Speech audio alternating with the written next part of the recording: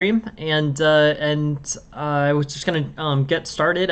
We have 7 games today, so I'm hoping to get through them, and yeah, really appreciate everyone for sending in so many games and for giving us a lot of material to work with. It works so much better when everyone sends like a lot of ideas and a lot of games and stuff. So I always really appreciate it when people send things over because it makes the analysis like that much better.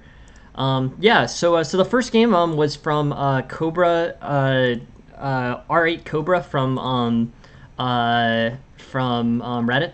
Hey, good morning, MetaRay. How are you? I'm just gonna pull this up on the analysis board. Just bring in the PGN, and here we go. Okay, so R8 Cobra plays white in this game and wins. But I still think there's definitely some improvements to look at. One move that I thought was interesting. Yeah, no, thank you very much for being here, MetaRay, and yeah, happy to see you. Hey, good morning, Tarash. How's it going? But yeah, so basically, white plays the Italian game here, and then black plays an interesting move that I haven't seen too frequently. But I want to see how to take a look. Awesome. Yeah, thanks, Tarash. Glad that worked. Good morning, everyone.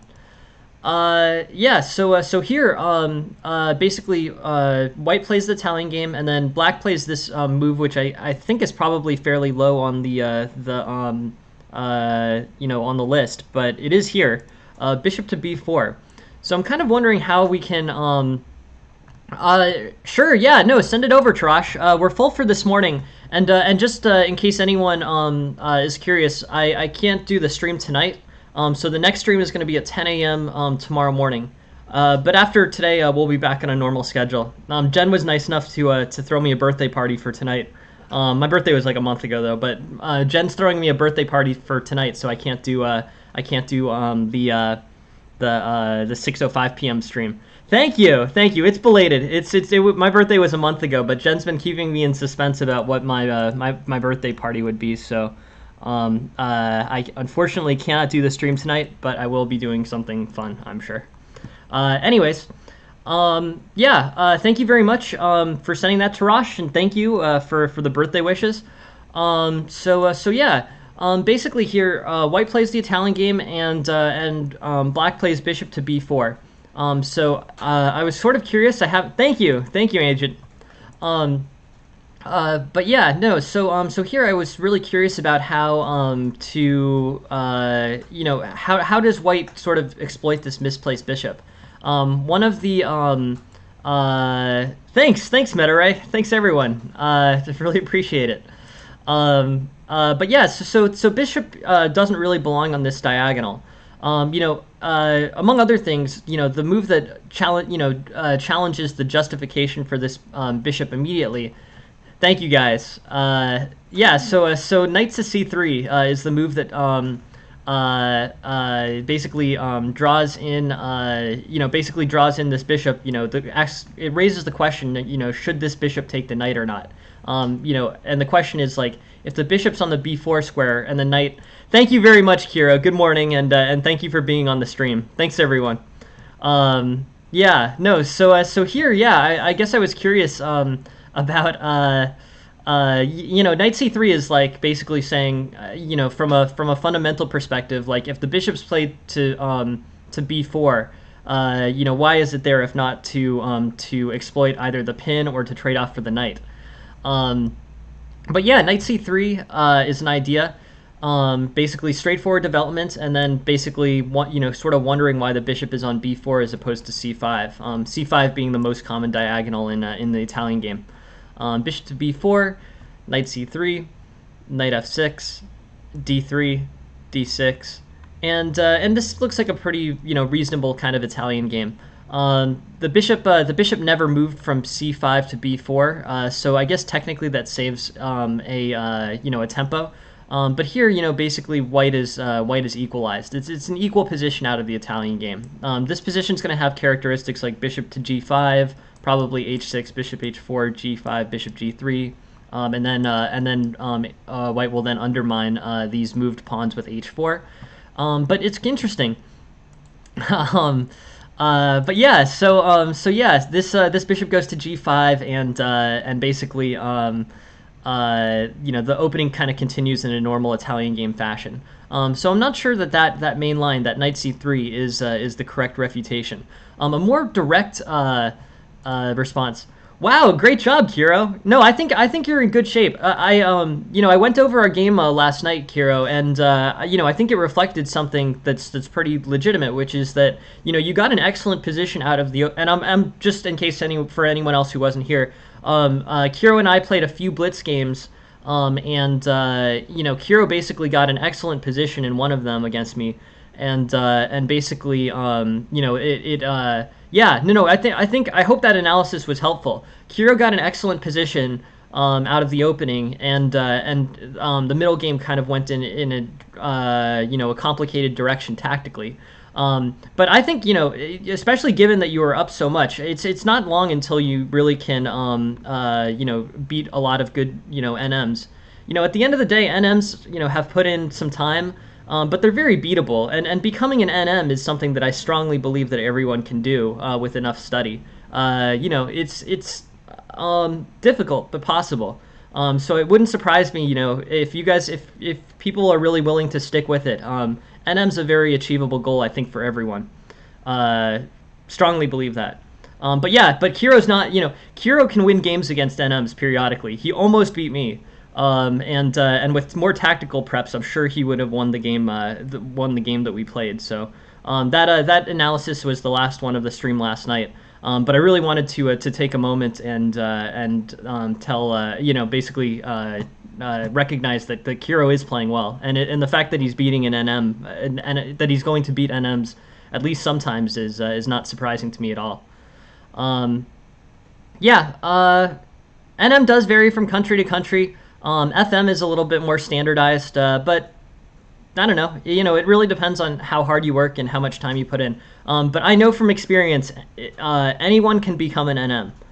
I strongly believe that, very confident in that, and encourage you guys to pursue that goal, if not further goals. And I strongly believe that you will make it to that level if you put the time in. That everyone can do that.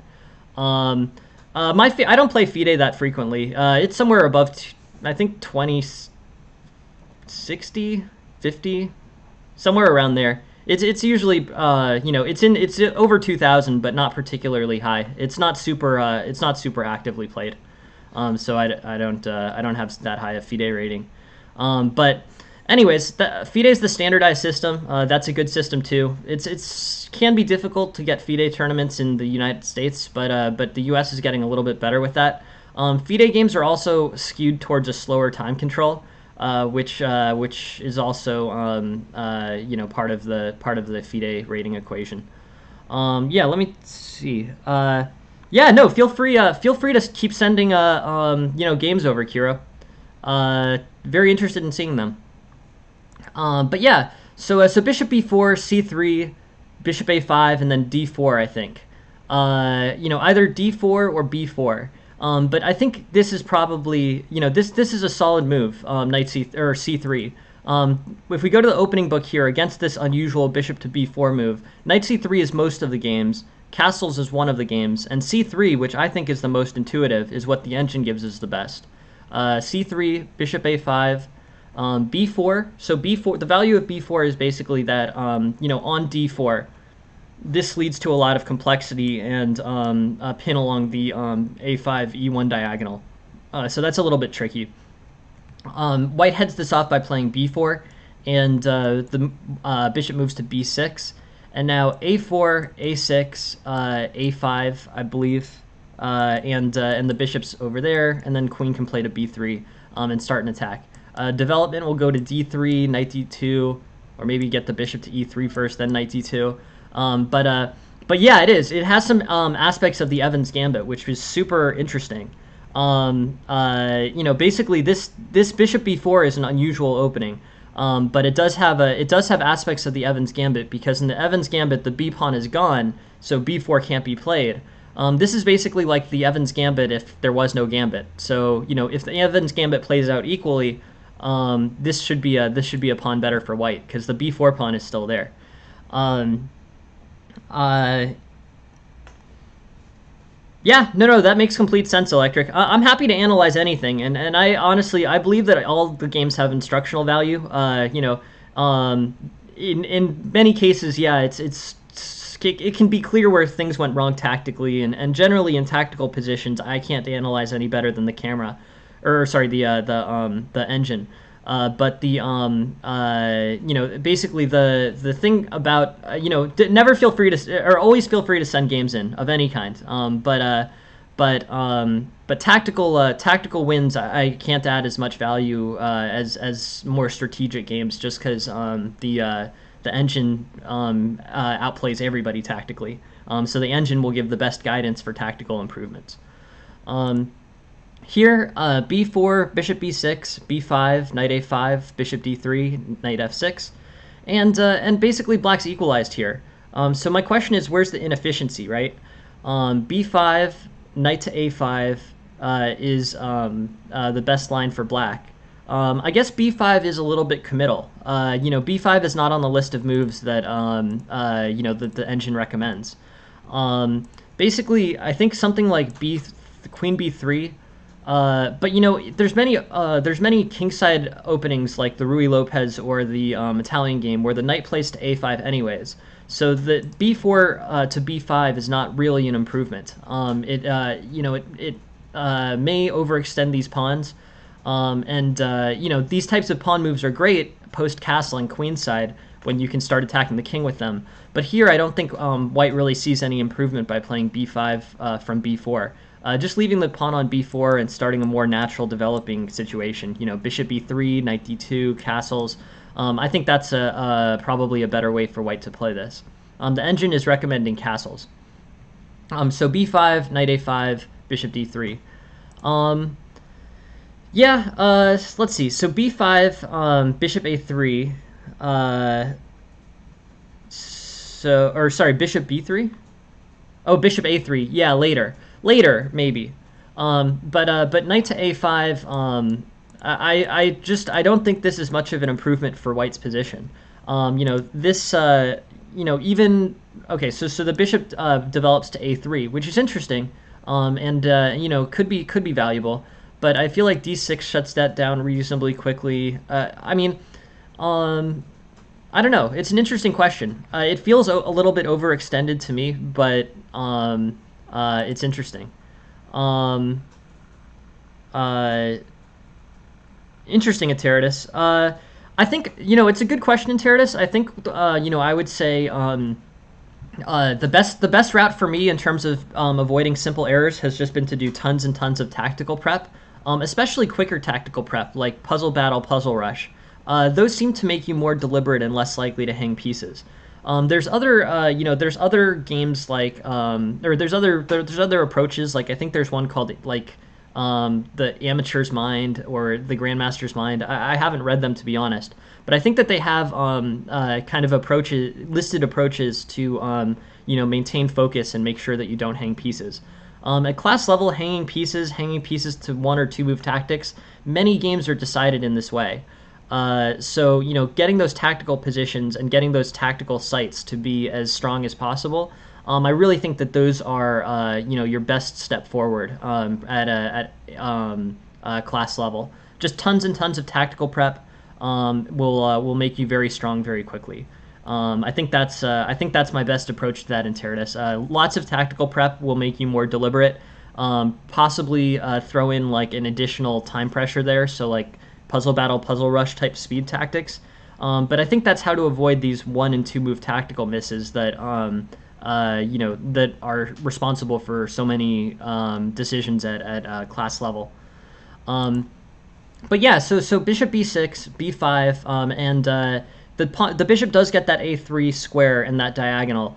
But I don't really like the placement of the bishop on d3 here.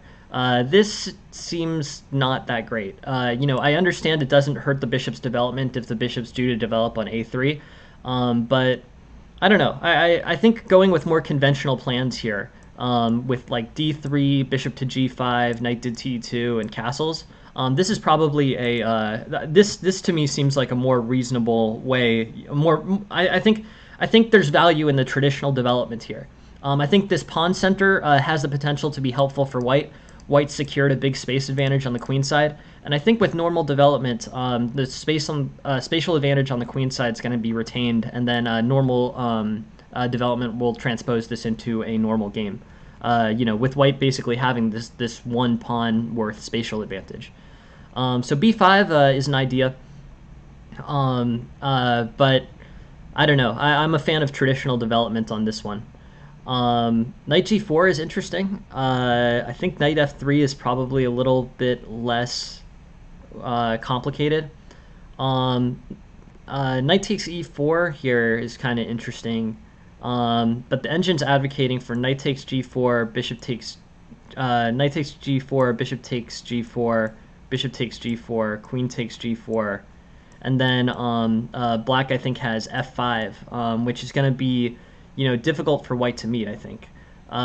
So here e takes f5, queen e8, and either queen e2, which is probably the best, and the king gets displaced and this pawn gets taken, or the king has to move and really disrupt the the castling position with some issues with the bishop playing bishop f2. This is tricky. This position is more open for white than I think it should be.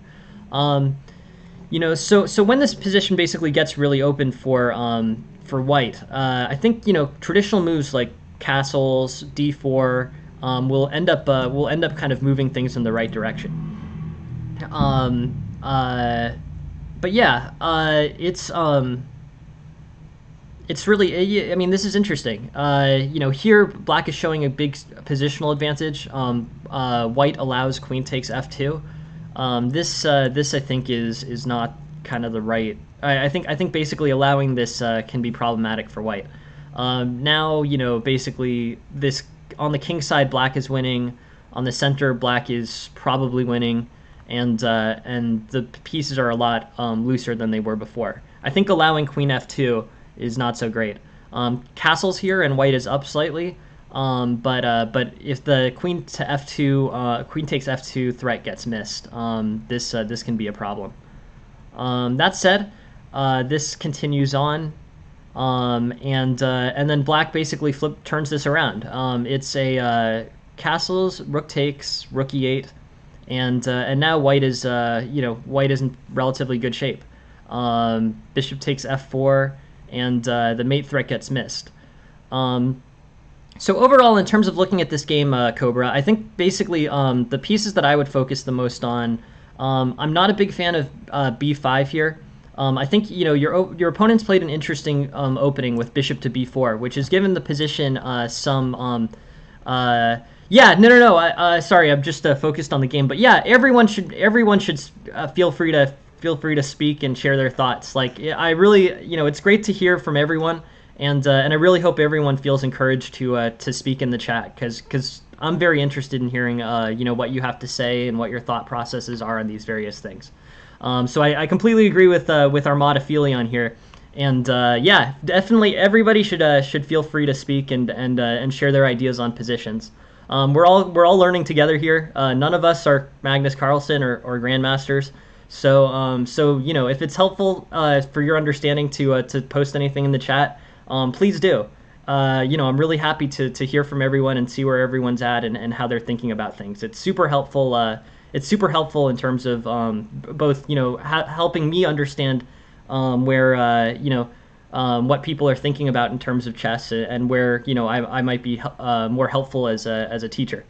So, anyways, this b5 I think is an overextension. Black sort of wanted to play knight a5 anyways, so I think keeping it as a relatively normal Italian game type position with d3, bishop g5, knight d2, castles is I think preferable to starting an Evans Gambit development if not necessary.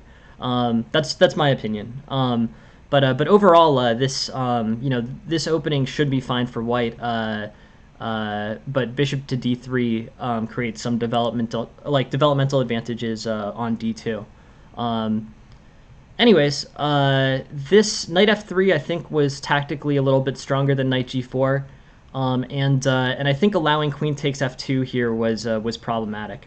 I think basically if you don't have to let the queen take f2, once the queen plays f6, castling should be done to prevent this take on f2, here, white ends up getting some pieces back, and then white comes up with an excellent tactical idea, which is to break into the king side, play king takes g6, and checkmate. Awesome. I mean, white did what he needed to do to win, which was awesome.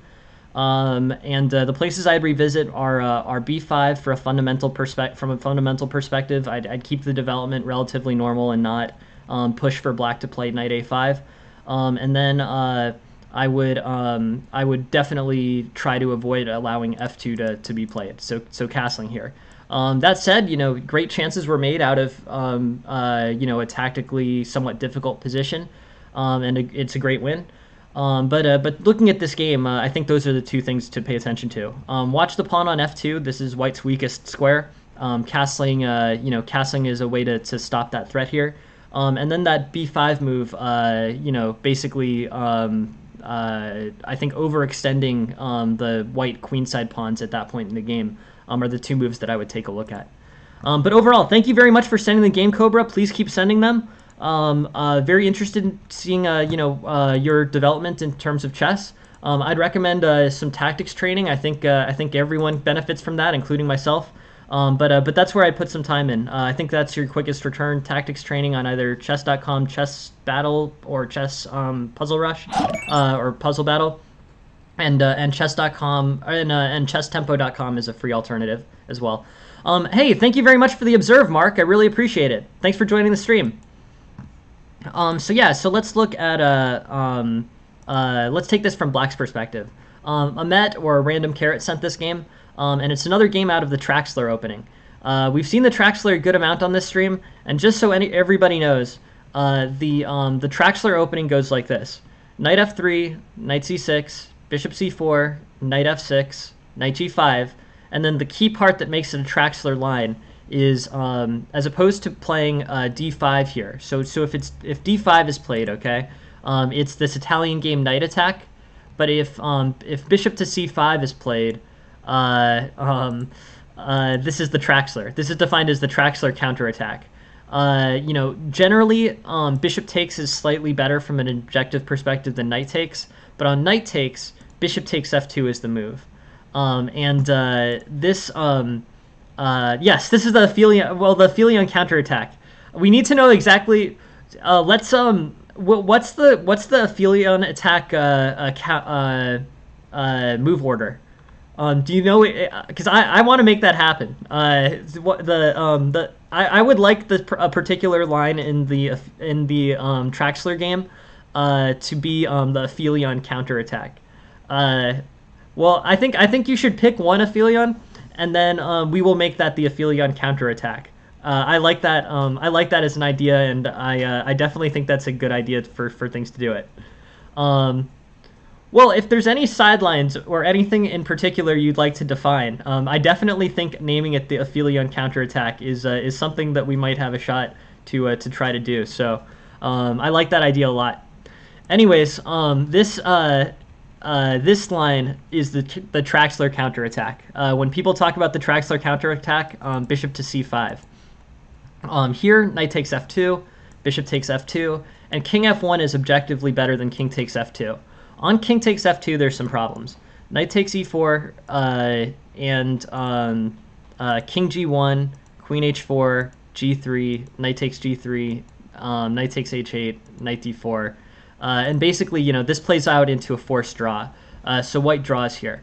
There are other less bookish lines here. And I think here, bishop takes f2, king f1, queen e7, knight takes h8, knight takes e4. And I think knight takes e4 is a misstep. I think here queen h5, is a threat. And I think allowing this queen along that diagonal is pretty dangerous. But I just want to play through this game.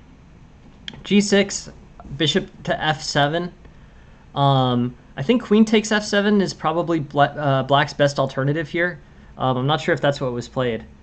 King plays to d8, bishop takes, queen f6, and now basically white plays a very bishop to g3 is pretty crazy.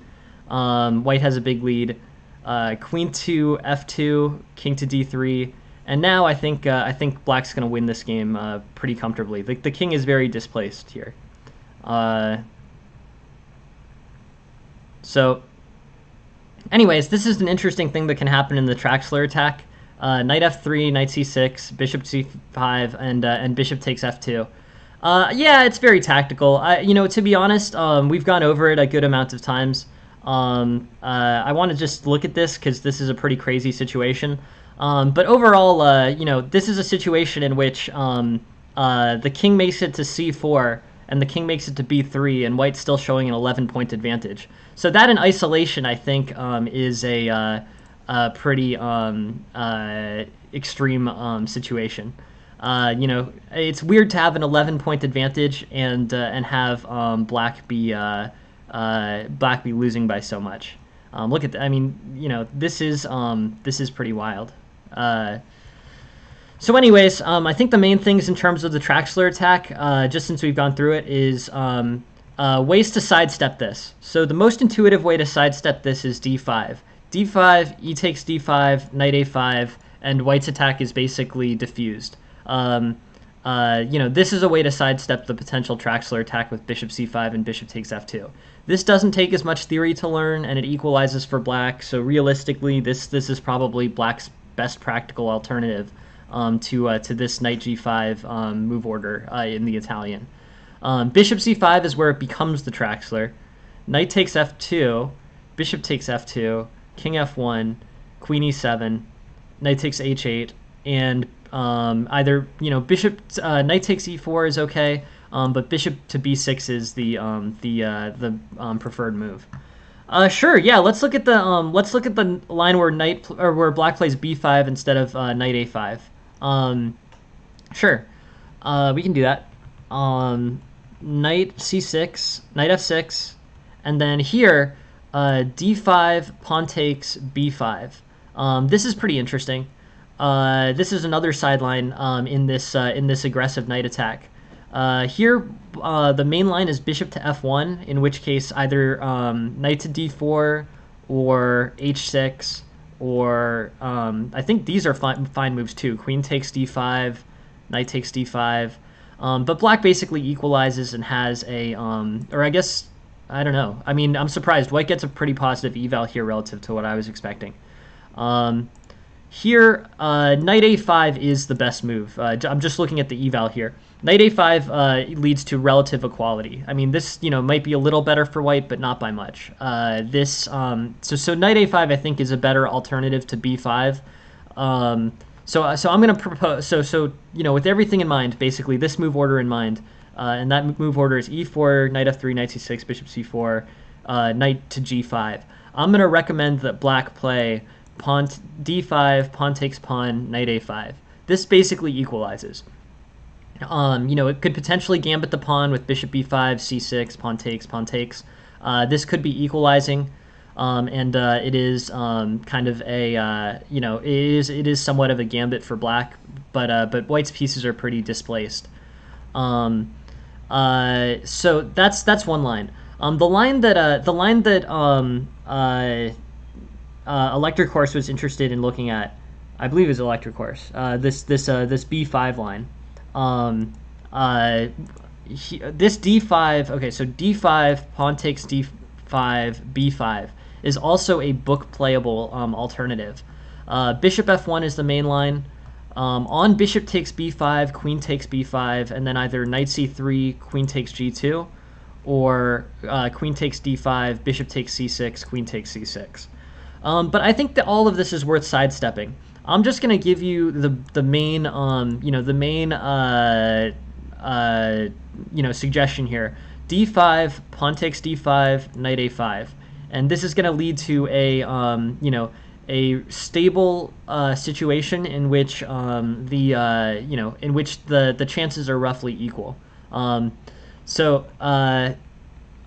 basically, we've looked at they're good. I have good video on demand. I think on the Traxler, and the Traxler is I want to basically cement two things for people who are new here. The Traxler line is knight g5, and my refutation to this is d5, pawn takes d5, knight a5, and black will basically be forced to basically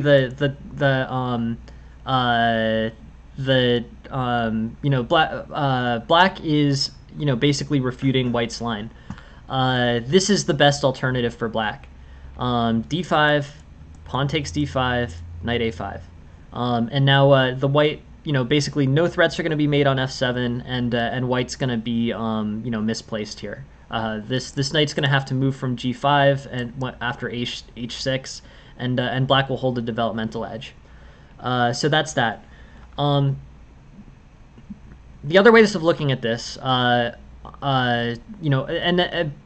to show the full Traxler line, the full Traxler line is bishop c5, knight takes f2, and then bishop takes f2, and then king takes f1 is best for white. King takes f2 is worse for white, and causes a lot of complexity after knight takes e4. But for anyone new to the stream, basically that is the summary. Refutation, d5, pawn takes d5, knight a5, and the actual legitimate Traxler attack, just so you know what it is bishop c5, knight takes f7, bishop takes f2, and then either king takes f2 or king f1. But either of those is good. So those are the two pieces, and that's why I recommend d5 as being the primary response to knight g5.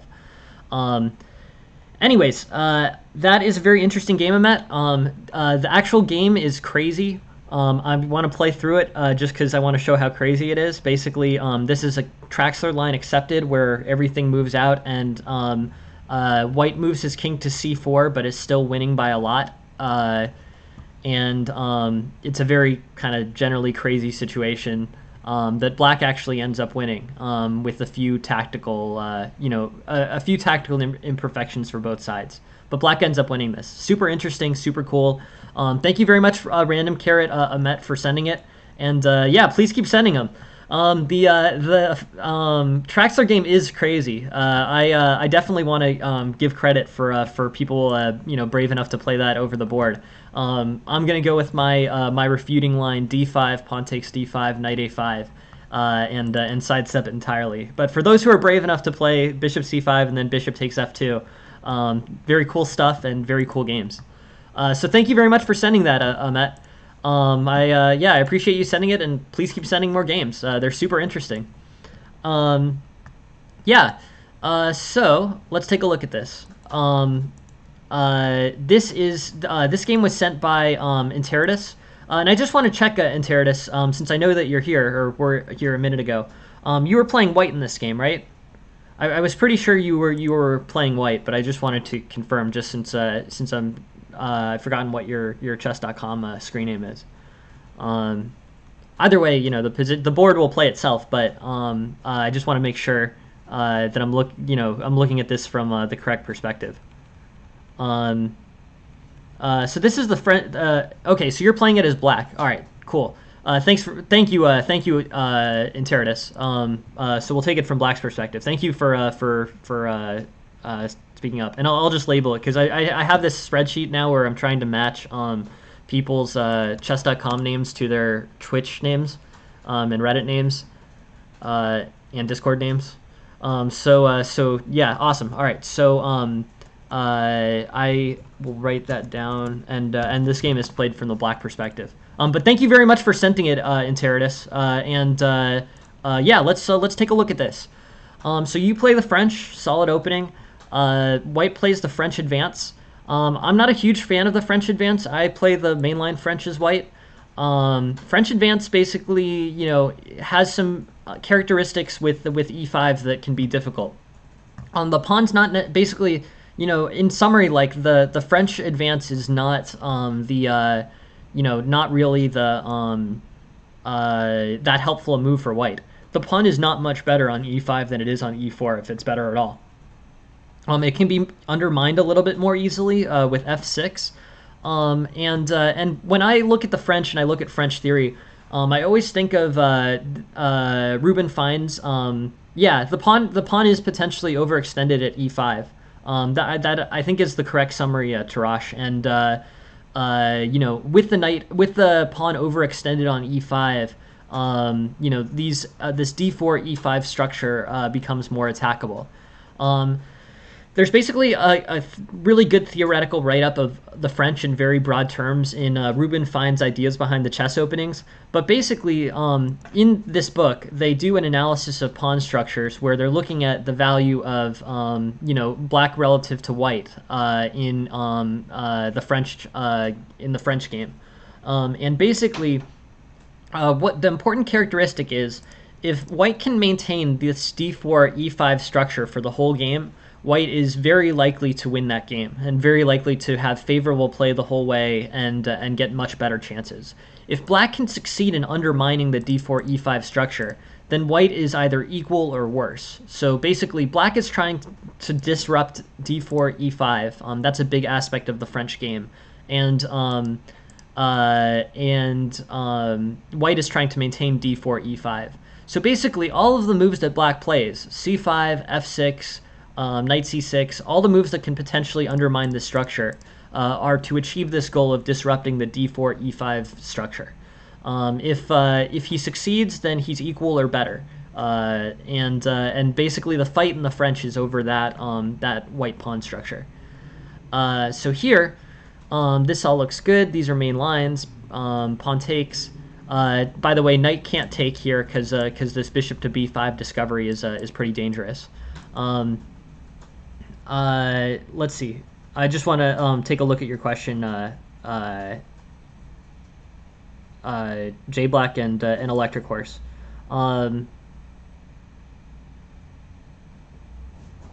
Yeah, no, it's true, J Black, for sure. F6 does make the e6 pawn backwards and vulnerable. But your main concern in the French as white is to maintain this d4 e5 structure, and then sort of, in addition to that, generate a kingside attack. And Electric Horse, black wants to trade off dark squared bishop. Sorry, I just want to look at. Oh, sorry, that's a different thing. But yeah, I want to think about J Black's comment. Yeah, with f6, the goal of f6 is to undermine e5 and trade off the e5 pawn for the f pawn. That does make the e6 pawn weak, but I feel strongly in the general principle. Allowing this, allowing basically the e5 d4 structure to continue is good for white, and allowing it to continue is bad for black. So f6 is played as an idea of a way to disrupt the structure, either with exchanging the f pawn for the d pawn after d takes e5, or just taking the e pawn. Both of those situations are good for black, so that's why f6 is played. But it does make the e6 pawn weak and more attackable, either with like a rook on e1 or a knight on g5. Both of those moves become more likely after e6. Threats on, or after f6, threats on e6 I'm referring to. Yeah. So anyways here, black's looking reasonably good. This is good development. He's lost his opportunity to undermine with c5 because he's traded the c5 pawn for the c3 pawn. But overall, I think black's chances of disrupting the center are reasonably good. Knight b4 can be played, putting a ton of pressure on the c2 bishop. Rook c8 is good. Basically controlling the c file. Basically in exchange for losing his undermining chances with the c pawn, black has secured control of the c file, and that I think is really a good plus for black. This will play out well. The engine is showing equality, but basically this position is open enough and black's development is natural enough that I think black has pretty good positions here. Knight e7 is interesting. I think basically, the engine doesn't like it because the engine prefers knight to b4 and rook c8 immediately. That's sort of what the engine is proposing here. I think that's probably objectively the best plan. Knight e7 also makes sense, though. I don't think there's anything that white can do to immediately undermine knight e7. And I think the knight plays to like g6, bishop b7. Basically knight plays to g6, bishop plays to e7, kingside castling, or potentially knight to e7, then knight to e7 castles, knight to b4, and then after trading this this queenside knight for the bishop, playing knight to f5, that could work, or castles g6 and then knight to f5 on the next move, and then retake with the g pawn. Could be interesting. Yeah. I mean, I think generally, I think it basically depends on the pawn structure. I think that g takes. Let's see if the engine agrees with me. But at least my understanding of this: knight f5, bishop takes f5, g takes f5, and I think what black may have attacking chances here. This is interesting. I think this could potentially be good for black. Black has also traded off his bishop pair in this case. So I think in this particular case, knight f5 might be playable. Maybe not the best, but playable. Knight c3, knight f5.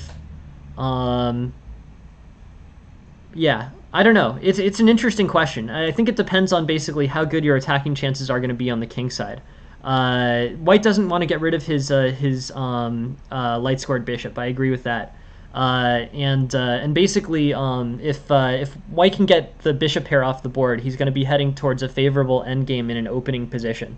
The position's still somewhat closed, but it's rapidly going to open. So that's why I would say trading off the knight on f5 for the bishop is okay here.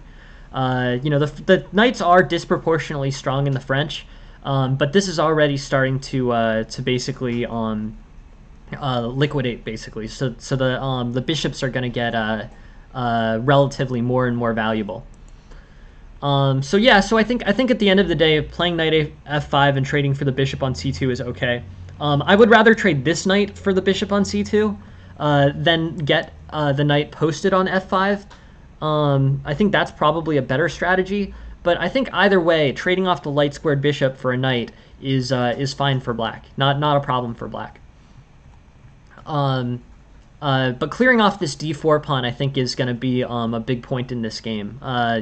If black can clear off this d4 pawn somehow, it's going to be a win, I think. If bishop e3 instead of trading away the light squared bishop happens,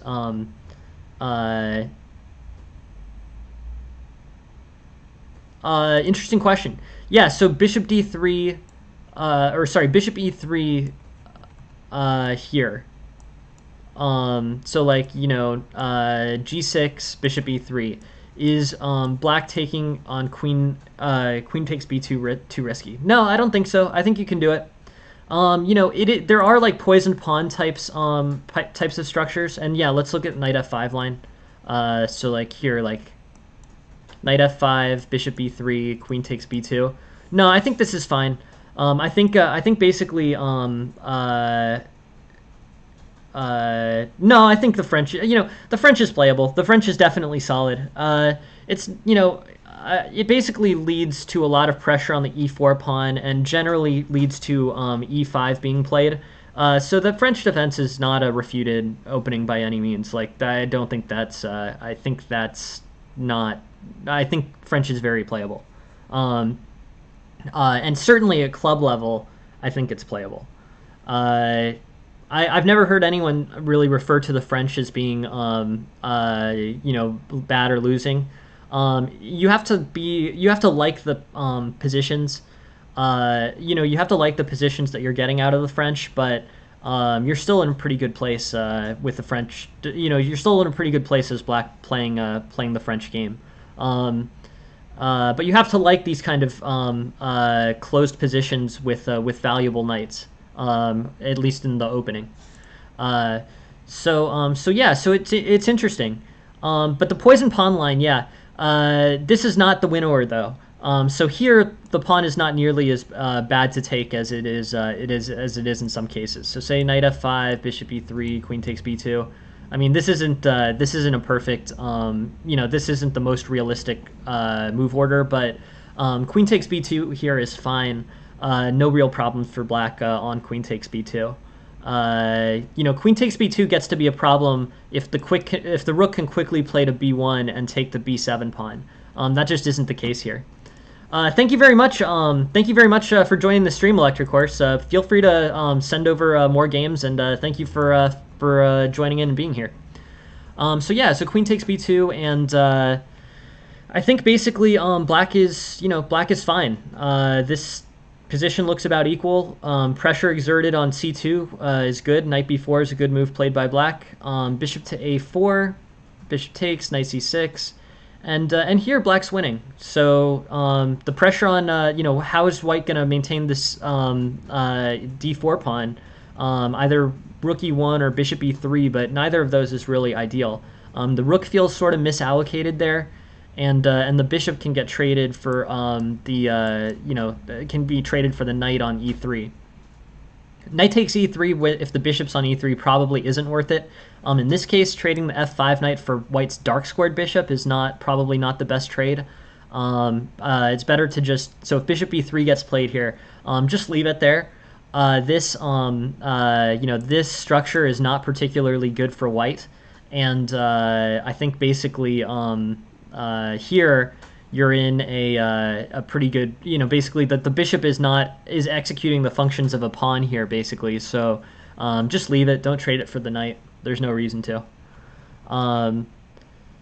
But black's basically better. G4 is a little bit unusual and probably undermines the king and king safety. Bishop takes h6, doubles the pawn, but the king side is wide open. Black's gonna really cement an attack on the king side here. Another thing is this f6 pawn effectively undermined the d4 e5 structure. It's late in the opening, or it's in the middle game, so that d4 e5 structure matters relatively less.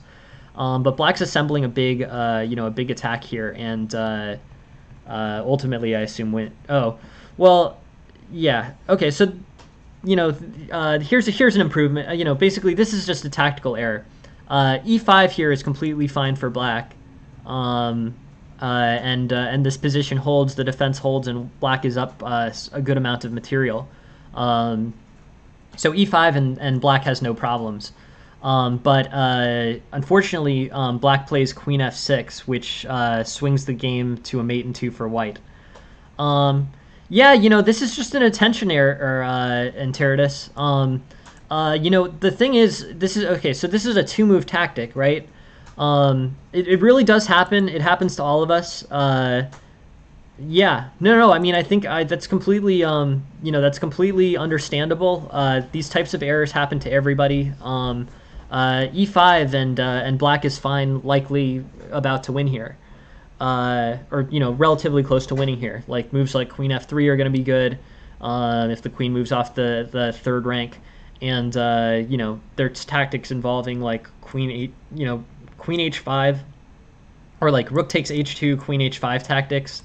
King g3, rook to f3. I mean, is a potential tactic that I'm seeing. This is just an attention error. It's a missed 2-move tactic that I think with more time you would see. So what I would think here is basically I would try to make sure that you're doing enough tactics training. This is my advice in a lot of situations at class level. It's just it's one of these things. It's like alertness. It's just an error with alertness. Yes, and that is the perfect mode, Aphelion. The tactics with sunglasses. So Enteritus, I think it's kind of a bummer because you played a good game and you're heading into the late middle game, early end game with a 2-pawn advantage. This is a game you should win, I think.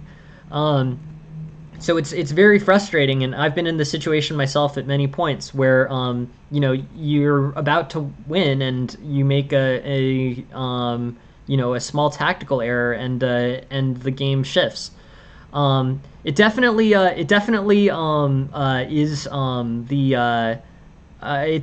makes sense to me. It's happened to all of us. But in terms of advice, the best solution that I found for this type of thing is just to do tons and tons of tactical training. They make you, tactical training, especially faster tactical training, does make you more careful, and it makes you much more likely to see these types of two-move tactics. If these two-move tactics are on your radar as things that can happen, and your focus is good, and you're expecting this type of thing to be possible, I think you will miss many fewer of these types of opportunities. I understand your situation, and it's just very frustrating. E5 here, and black is completely fine, likely to win. But instead queen f6, and black gets mated. That's that's a rough way to lose, to be honest. But it does happen to all of us from time to time. And my best solution for this is to do total overkill on the tactics training. Make sure you're never missing a mate in two, and I think that will also make you more careful. There are other approaches, like, there are books on focusing in chess games that might give you kind of a good framework for coming up with ways to focus yourself so that you're checking after every move, that you're not hanging things. But I guess I would say, definitely, be very deliberate in your moves, especially if you have the time to be deliberate in your moves. But more importantly, make sure that you're never missing two-move tactics by making your ability to see two-move tactics as good as it can possibly be. That's my advice on that one. But yeah, in Teradus, I know your situation here. This happens to everyone, and it has happened to me.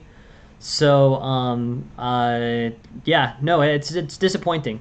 So that's the most obvious improvement, right, in this game. In terms of other improvements for black, I think basically things to look at. I think the opening was played pretty well.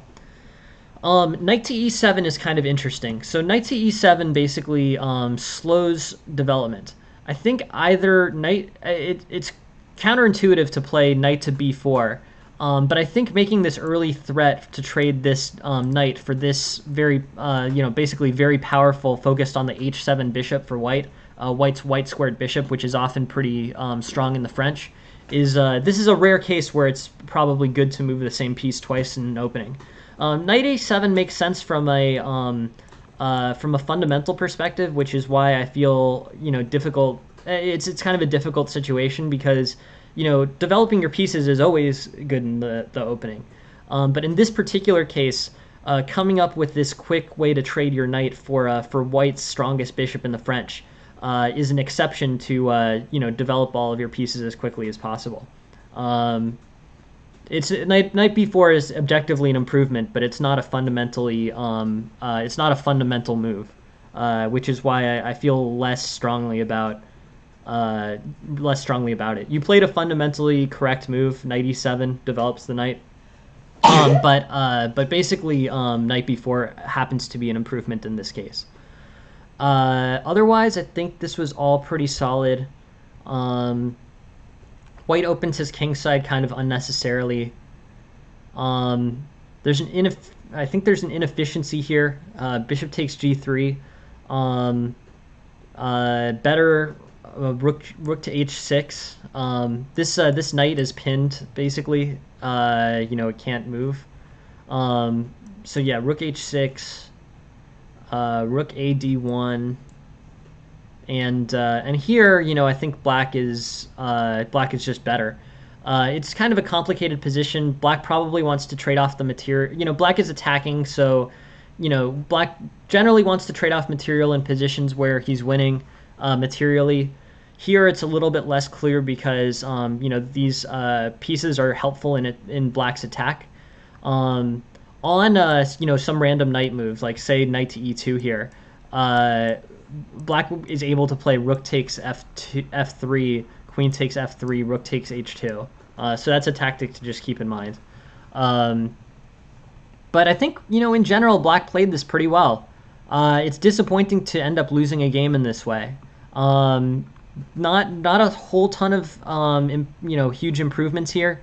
Knight b4, for reasons that are tactical and not fundamental, was an improvement over knight e7. But knight b4 was played the next move anyways, and was good on the next move anyways. You trade off black's bad bishop for white's good bishop, so that's a good outcome. And you successfully exert pressure on the d4 pawn. But the most impactful move of this game, unfortunately, was this endgame, and here, I think the best thing that I can do is just point towards tactics training. You want to make sure you see every possible mate in two, and that will help you look at queen f6, queen takes f6, rook takes f6, rook to g8. If you've seen this exact puzzle, or puzzles extremely similar to it in the tactics trainer many times, you're less likely to miss it when your opponent has that opportunity. That's my advice on that topic. Tactics training is just extremely important. I can't help you much with it. I think it's just something that you sort of have to do, on your own.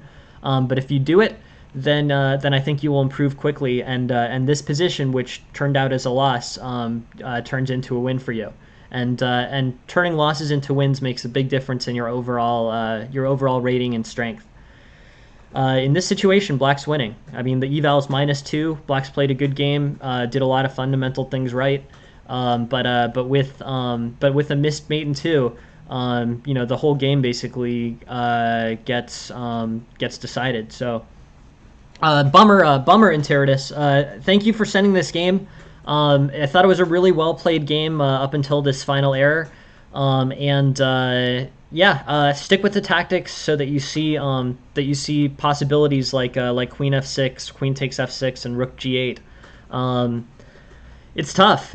No, it's rough. It's rough to lose a game in this way, but I think you overall played it very strongly, and with tactics training, you'll get the win that I think you deserved out of this one. So thank you very much for sending that, Interitus, and please keep sending them in the future. But tactics training is the advice I can give you. You deserve to win this game. You outplayed your opponent for 99% of it, and just on that last part ran into some issues. But thank you very much, Interitus, and please keep sending games my way. I really appreciate you joining the stream and you sending games. It's super helpful and makes the stream that much better. So thanks for being here. All right, next game. So this one is a little bit different. This was a request that I got on Reddit to take a look at the Chebanenko Slav. So this is an interesting line. I've played the Slav in my life, but I have not played the Chebanenko Slav. So let's take a look. At that. It is very interesting. D4, D5, C4, C6. Knight f3, knight f6, knight c3. Okay, so very normal Slav defense, right? Nothing, particularly, surprising about this. But what makes it what makes it the Chebanenko Slav, or I think they call it the chameleon variation, but Chebanenko Slav, is a6.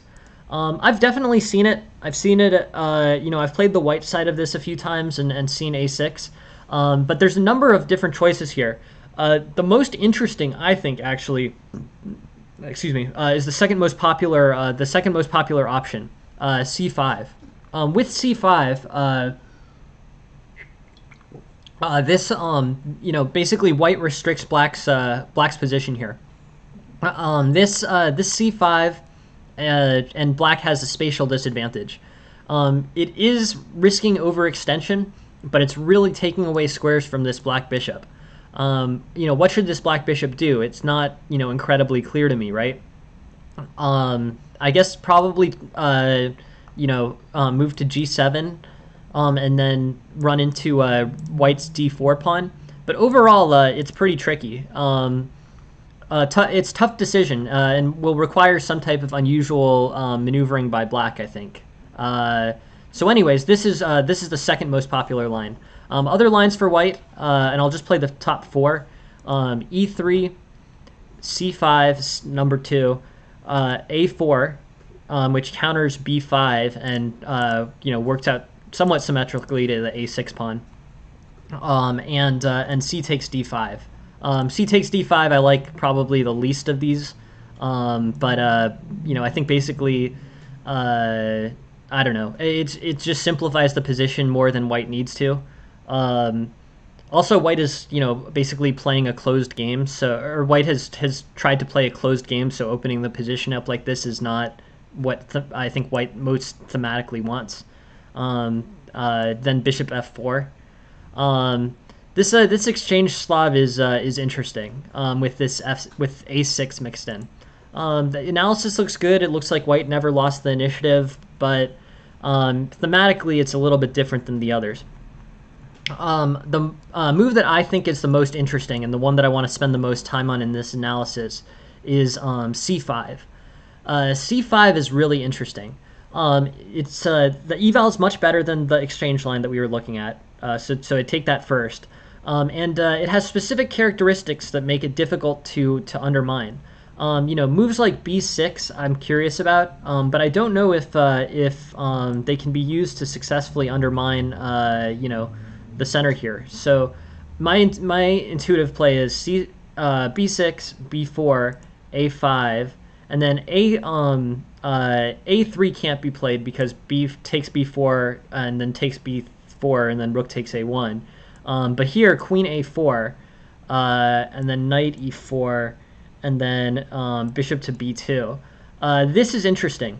This basically, this queen a4 move, as opposed to a3, makes it so that black's pawn is pinned, as opposed to white's a pawn being pinned. Because here, pawn takes and then the pins on the rook on a1. But queen a4 makes it so that the pins on the pawn on a5,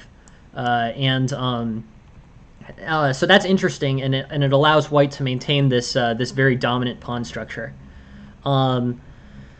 Interesting. So if we go through this, a6, c5, knight d7, bishop f4, knight h4, and either bishop to g3 is possible, or maybe bishop to d2. There's a few different options here. I guess the most popular is bishop to d2, like the immediate retreat. But basically, now the queen and the rook are connected. So b4 is much more of a threat with bishop f4 having been played. Here, knight d7, bishop f4, and b4 can be played on the next move. And then, as unlike before, if a5 gets played, a3 can be comfortably played, because if the pawn takes b4, rook takes a1, queen takes a1. And basically white's got this very controlling space advantage on the queen side. Overall, very good for white. So it's a big spatial advantage for white is the main point here. Bn d7, bishop f4, knight h5, bishop d2, knight f6. I mean, so that basically wasted that move. White basically moved, in the past two moves, white moved bishop f4, knight a5, bishop d2, knight f6. So basically the white bishop got to freely develop to bishop d2 here. And now b4 can be played. And this, I think, is good for white. This structure is really, it's advanced, so it needs to be monitored a little bit more carefully than closer pawns. Here, white's got a big dominant control of the center, and black sees this and is forced to develop his bishop to g7. Overall, here, good place for white to be in, to be honest. Let's look at bishop f5 instead. So here, the move was c5 and bishop f5, which is the second most popular move. Also a good move. Here I play b4, bishop f4, and then on knight h5, bishop to d2, and b4 with the same kind of playable, so if knight f6, then b4, with the same kind of playable strength on the queen side, and with the playable a3 move. Otherwise, bishop f5 and bishop f4 and bn d7, and then e3. And here I think white's just pretty good. It's a solid position. White has a big spatial advantage and control of the queen side. a3, b4 can be comfortably played, and white will develop his bishop either probably to bishop e2. I would say bishop to d3, but That trade and the taking of the queen off of the first rank is a little bit risky. So I'd probably say bishop to e2 here, and then castle kingside. And it looks like a strong, basically a strong queenside for white, that he might push on later with a4 and b5. But that big spatial advantage, I think, is really going to help white win this game. And the king side will stay locked up, and black is not going to be able to effectively create any attacks on the castled white king. But here, knight d7, e3, e6, bishop e2, bishop e7, and white's choosing between knight d2 or castles here. Looks like black should play for e5. Yes, I agree with that. I think black should play for e5, but it's very difficult for black to play for e5 here. No, I think you're right. I think that would be a great break. Black's almost lost any ability to break white's pawn control here. The break that I was looking at actually was b6, b4, but I mean that's pretty difficult. I mean the pawns are kind of aligned in this in this general direction. So black doesn't really have many ways to attack them very effectively. E5 is, black is very restricted space-wise. So you're right in that black needs a break. Similar into, the same way that the modern or the Pyrrhic or the King's Indian defense requires a break as black. Yeah, no, it is sort of the London with the bishop on f4. It's interesting. It does have London system characteristics with the bishops on f4 and f5. But yeah. So should black play for? Black needs to play for a break. E5. I don't know if that's a possible one. E5 basically. How white has multiple attackers on e5. So this pawn, this bishop, this knight are all focused on e5. So if e5 gets played now, so say e3. E5, I mean, white takes it very comfortably, right? But here, it's white is just fine. So in order to set up e5, what black's really going to have to, if it's possible at all, black's really going to have to get creative. E6, bishop e7, knight, yeah, or f6 even, maybe. Yeah, I mean, black could possibly, it's not impossible, but something like this, knight takes, bishop takes, and then like bishop e2, f6, bishop takes, your castles, bishop takes, e5. I mean, that's how I would, that's an idea for how one might be able to do it. But yeah. It's sort of a needed thing, a break here. Otherwise, white's just looking pretty good. But yeah. So either J Black's idea with the bishop f6 supporting it, or f6, I think are tries. But black has to spend a lot of time to do that. Still, it might be the best idea, but it's going to be very time consuming. So as a result, I really do think white's position is pretty solid here. I don't know how black's going to be able to disrupt this queen structure. So the best break for black might be in the middle. Tricky. Anyways, those are sort of my thoughts on it. Let's just go through this main line again. So I'm going to advise c5. I think c5, is if you can be careful in terms of not undermining your own. Not undermining your own pawn structure here as white. I think c5 is pretty solid. So say knight d7, bishop f4, knight h5, bishop d2, knight hf6, and then b4. This is great for white. This spatial advantage is not easily undermined. You're gonna have to you're gonna have to count out pretty well a3 and make sure that the queen defends the bishop.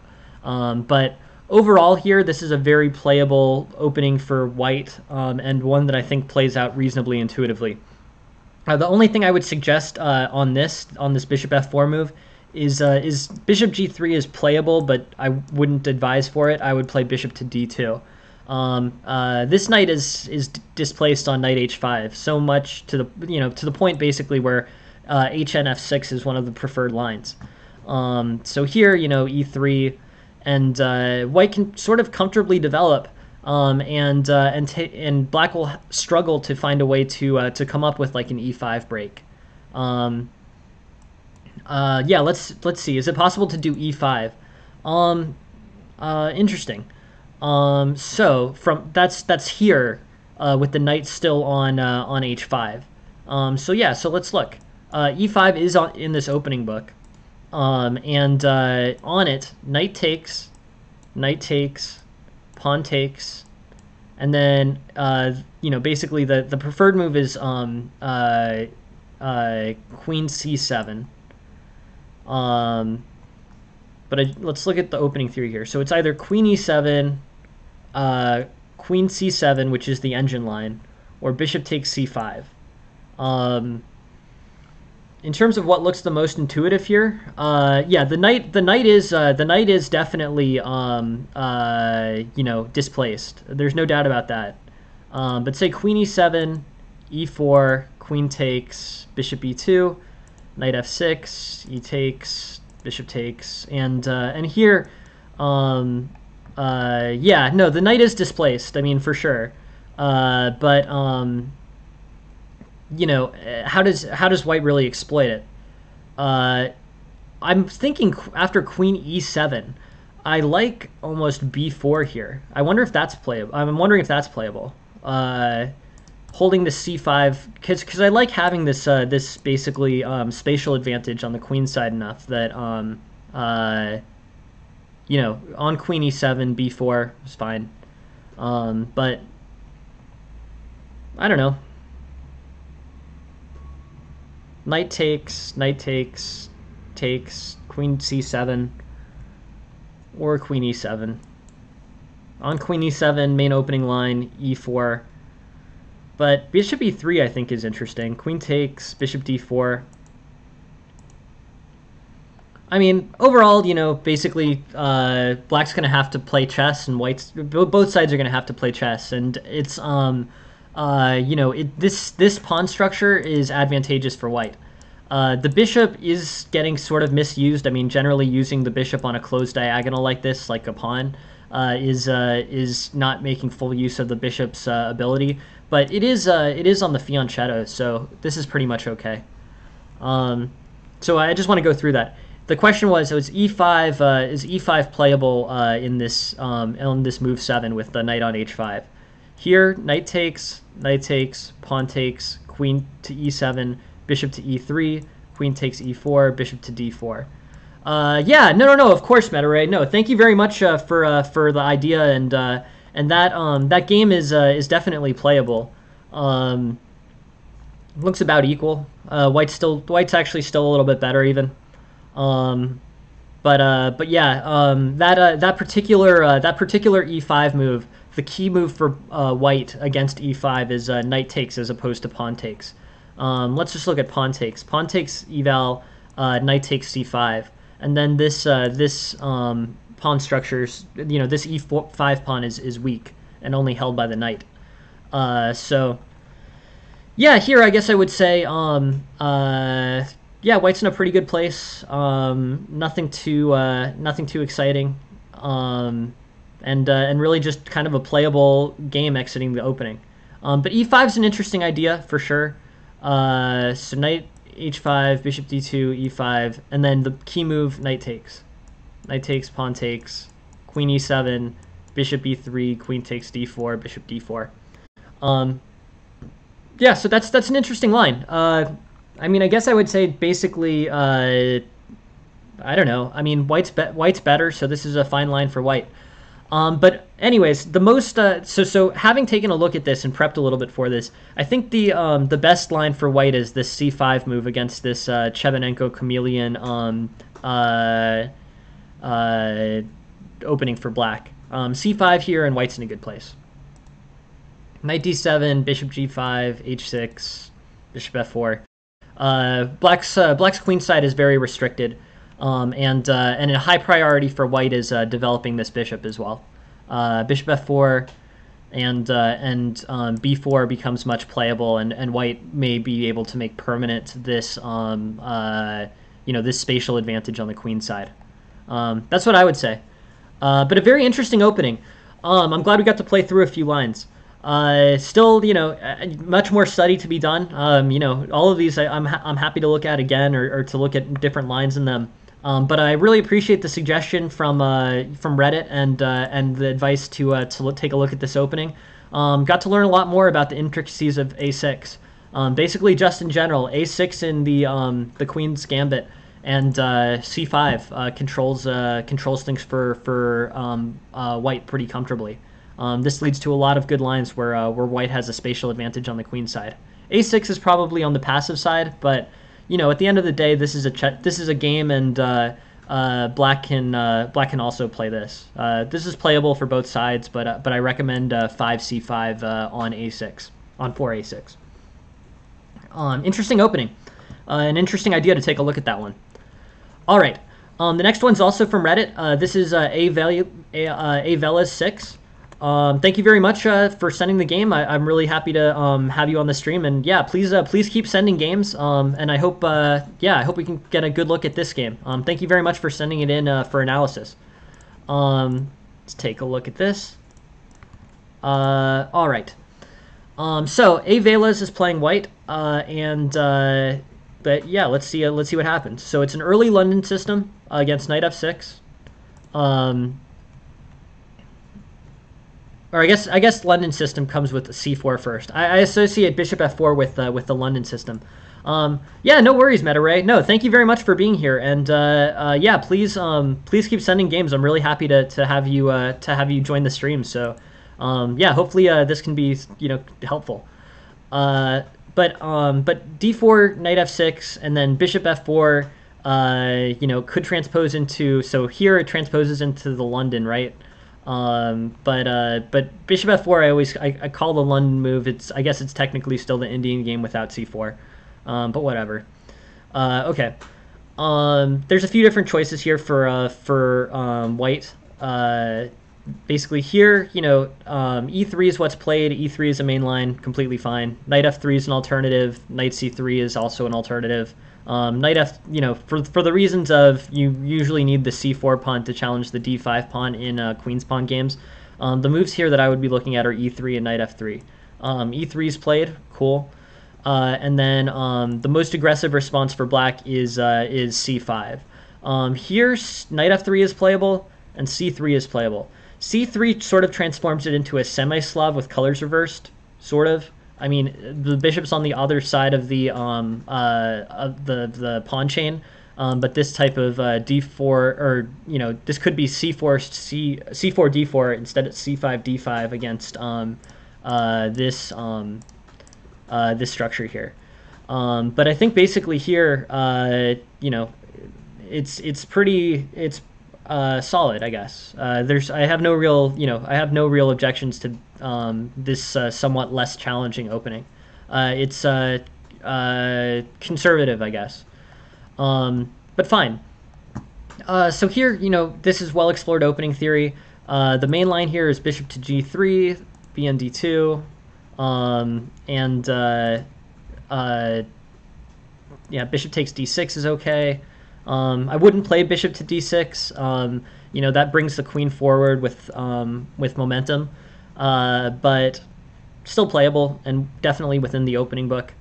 What white plays is fine too, I think. I guess we can look at the eval, but it's fine. It's not the main line, but it makes sense. The situation that white, I think, does do, what white does want to avoid is this.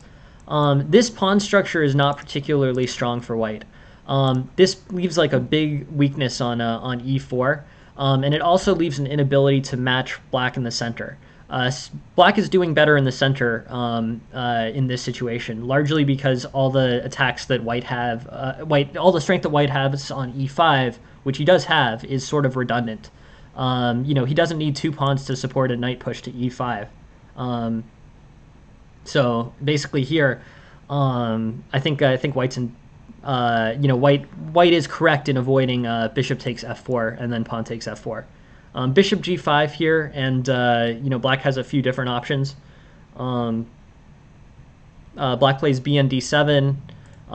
We're still well within the opening book.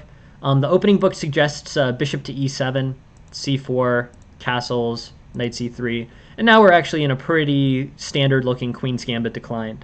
This is a very recognizable Queen's Gambit decline type situation.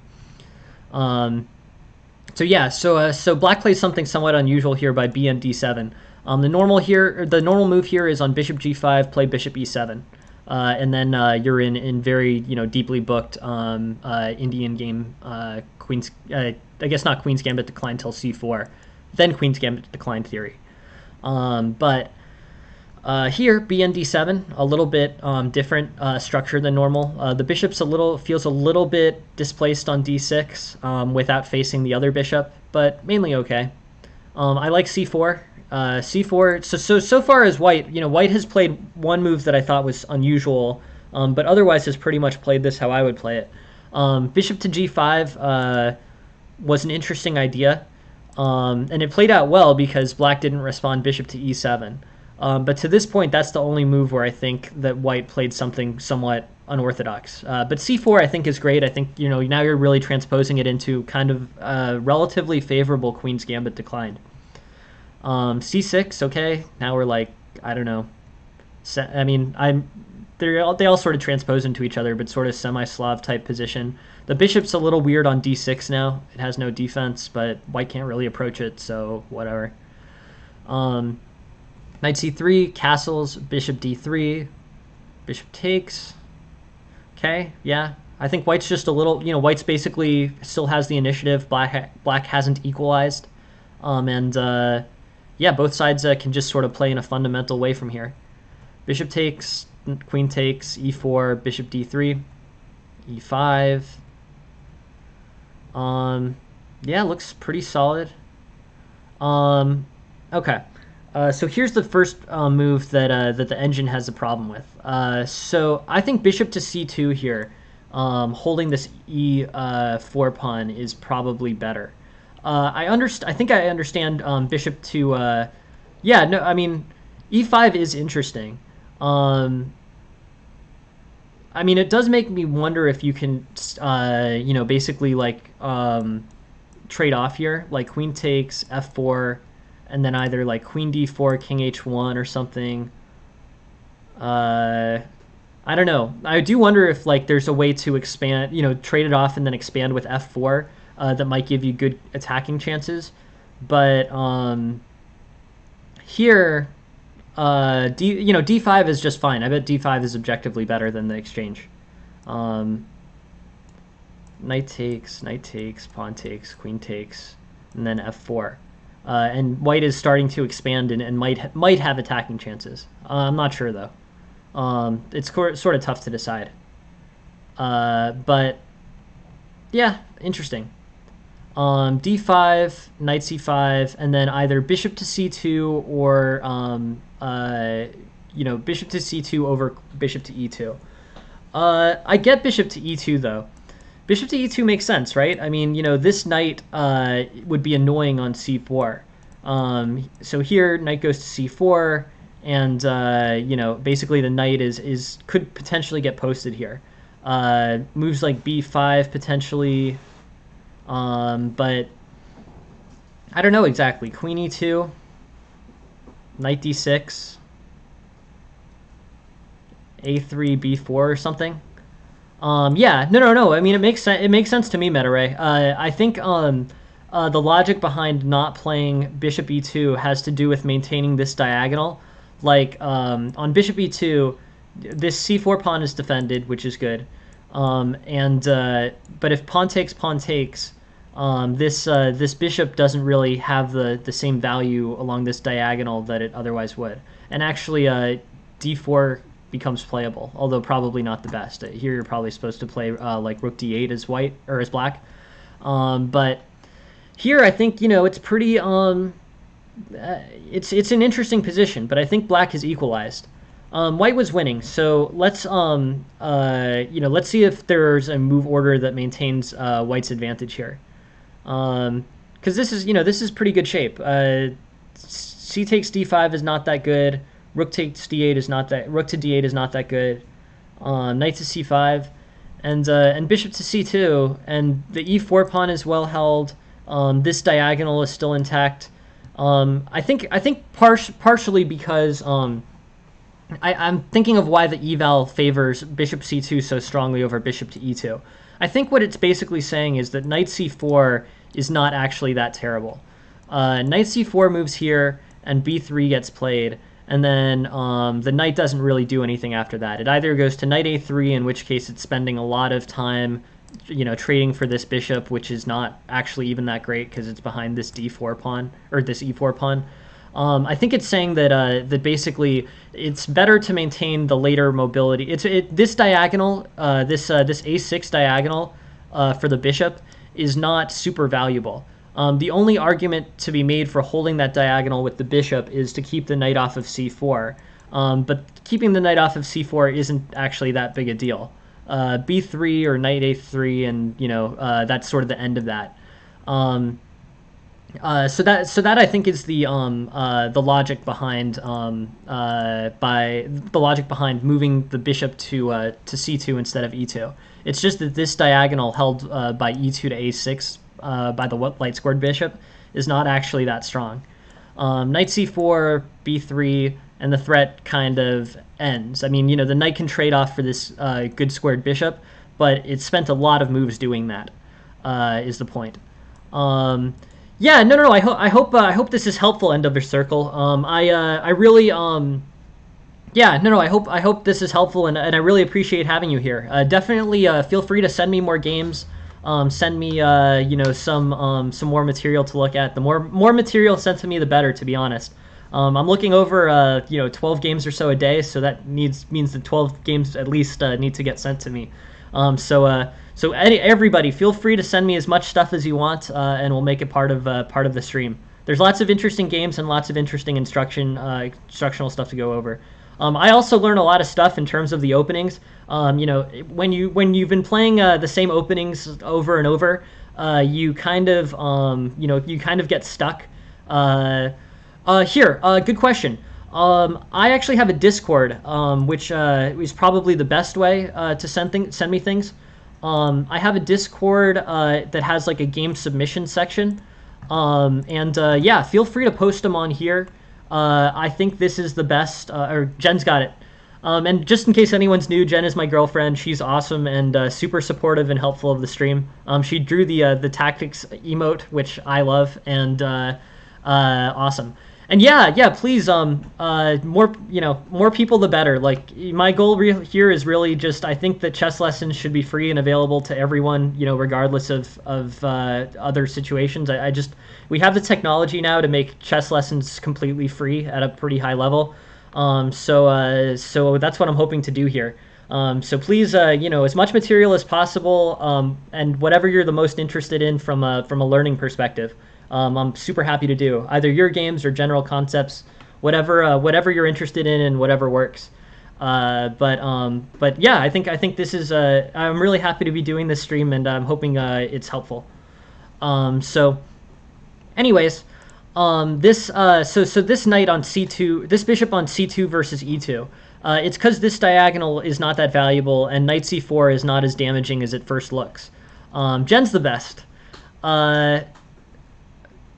That's a tough question. I think, I don't know. I mean, it's one of these things. All I know is that the most people can be helped if chess lessons are completely free at all levels. It's a really good question, Poundrow. But at the end of the day, all I know is that the most social good is done if chess lessons can be available to everyone regardless of financial situation. And unfortunately, I don't think that's the case right now. I think there's a lot of people who, spend money that they might be allocating somewhere else on chess lessons, and I just don't think that's necessary or helpful. So I guess that's my opinion on that, Poundrow. I think I'm not capable of doing highest level coaching, but I am a USCF master, and I do believe that the most good is done for the world and the most good is done for the game. If chess lessons are completely free to everyone, that includes people in developing countries, that that includes people who really just don't have money for lessons. Chess lessons can absolutely be free. They can absolutely be free at a high quality, and that is what my goal is to do here. So it's a very tough question, Poundrow, but I know that the best thing for the world, I strongly believe that the best thing for the world is to do what modern technology allows us to do, and to make chess lessons free to everyone, so that everyone has a good chance of improving and everyone has a good chance of being a great chess player regardless of financial situation. That's my opinion on that topic, Poundrow. It's a tough question, but modern technology allows us to give free lessons to everyone regardless of who you are, and that's what I'm trying to do here. So it's a good question. It's a good question, Poundrow, but I think that's the solution. I want everyone to have a chance to become a grandmaster or a master or whatever their chess goals are, and I know that we can do it with what we have available. And I'm very happy to have an opportunity to work in that arena. But anyways, that's my thinking on that. Very good question, Poundrow. Thank you for asking it. So continuing on this, the c4 knight, or the c4 the c4 square is not as valuable as it first appears for the knight. So bishop to c2 I think is the better move, because this diagonal is not much worse and this diagonal is better. So that's the that's my idea for an improvement there. Queen e2, knight to d6. And an h3, knight d2, all playable moves. But let's just go back to what actually happened in the game. Bishop to e2. b4, knight e6. Queen b3, knight to d4, knight takes, pawn takes. Knight to a4. And black, unfortunately, is winning here. This is, basically this shifted a bit. Thank you guys very much for the thank you, Jen, for the update. But yeah, b4, knight e6, queen b3, knight to d4, knight pawn takes d4, and here this thing has basically the eval has shifted, and the eval shifted here with bishop to e2. I mean, it basically was close to equal, and then after bishop to e2, this becomes more favorable to black. b4, knight e6, queen b3. Knight e6 was a good idea. Yeah, we'll see what happens.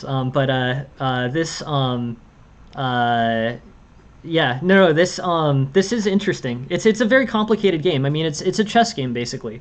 Knight d4 will be a good outpost for the knight.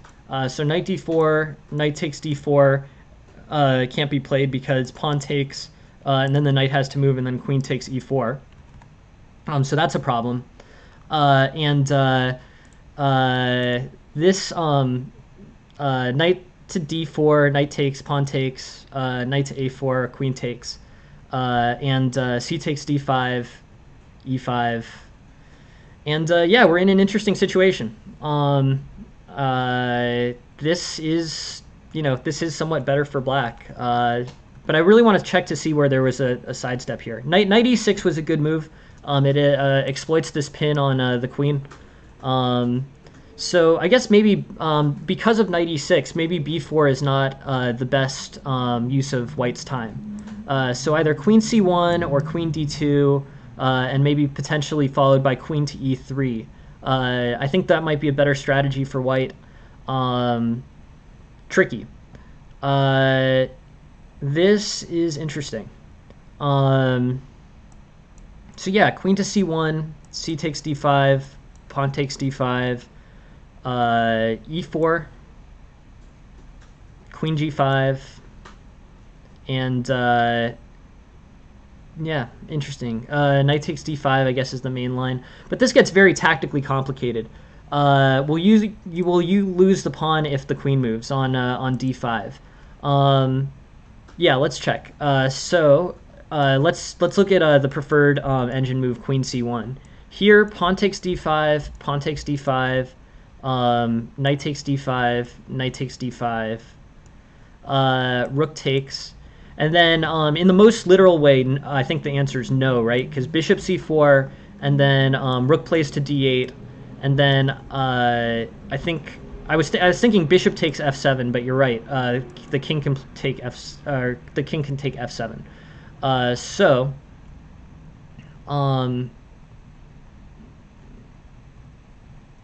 This yeah, this is interesting. So the queen moves to c1.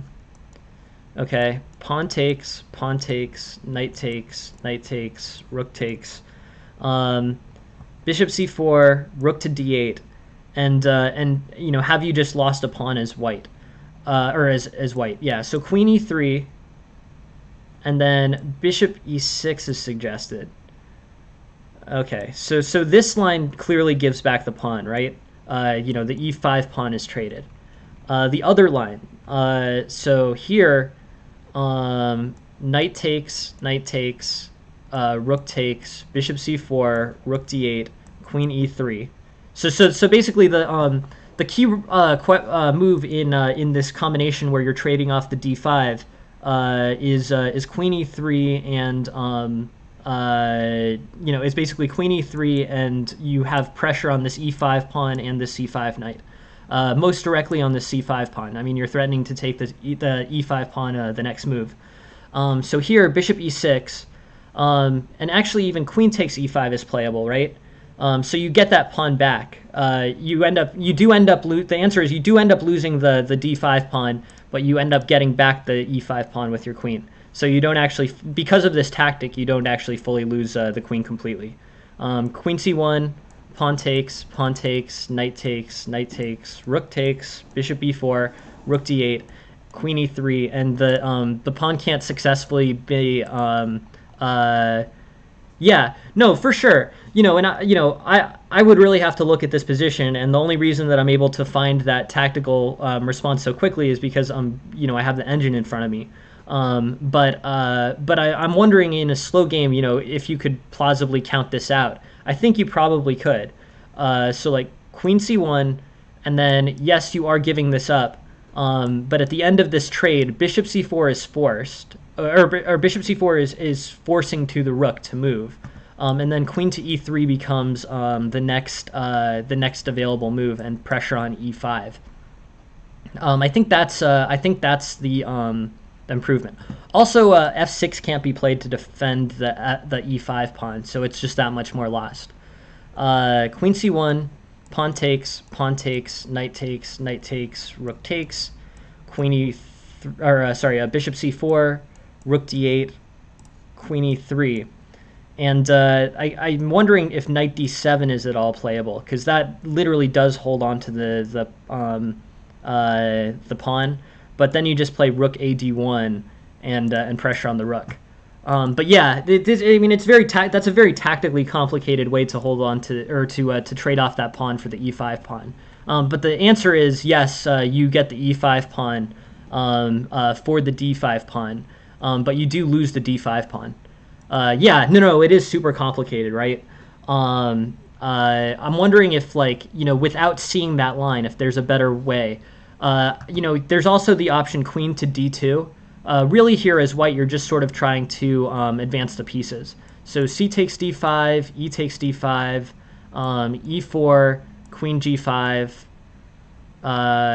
you know, either knight takes d5 here, in which case, like, knight takes, queen takes, knight takes, rook takes, and then one of the rooks pins this rook on d1, being the key tactic here. But it's really interesting. It's really interesting, meta ray.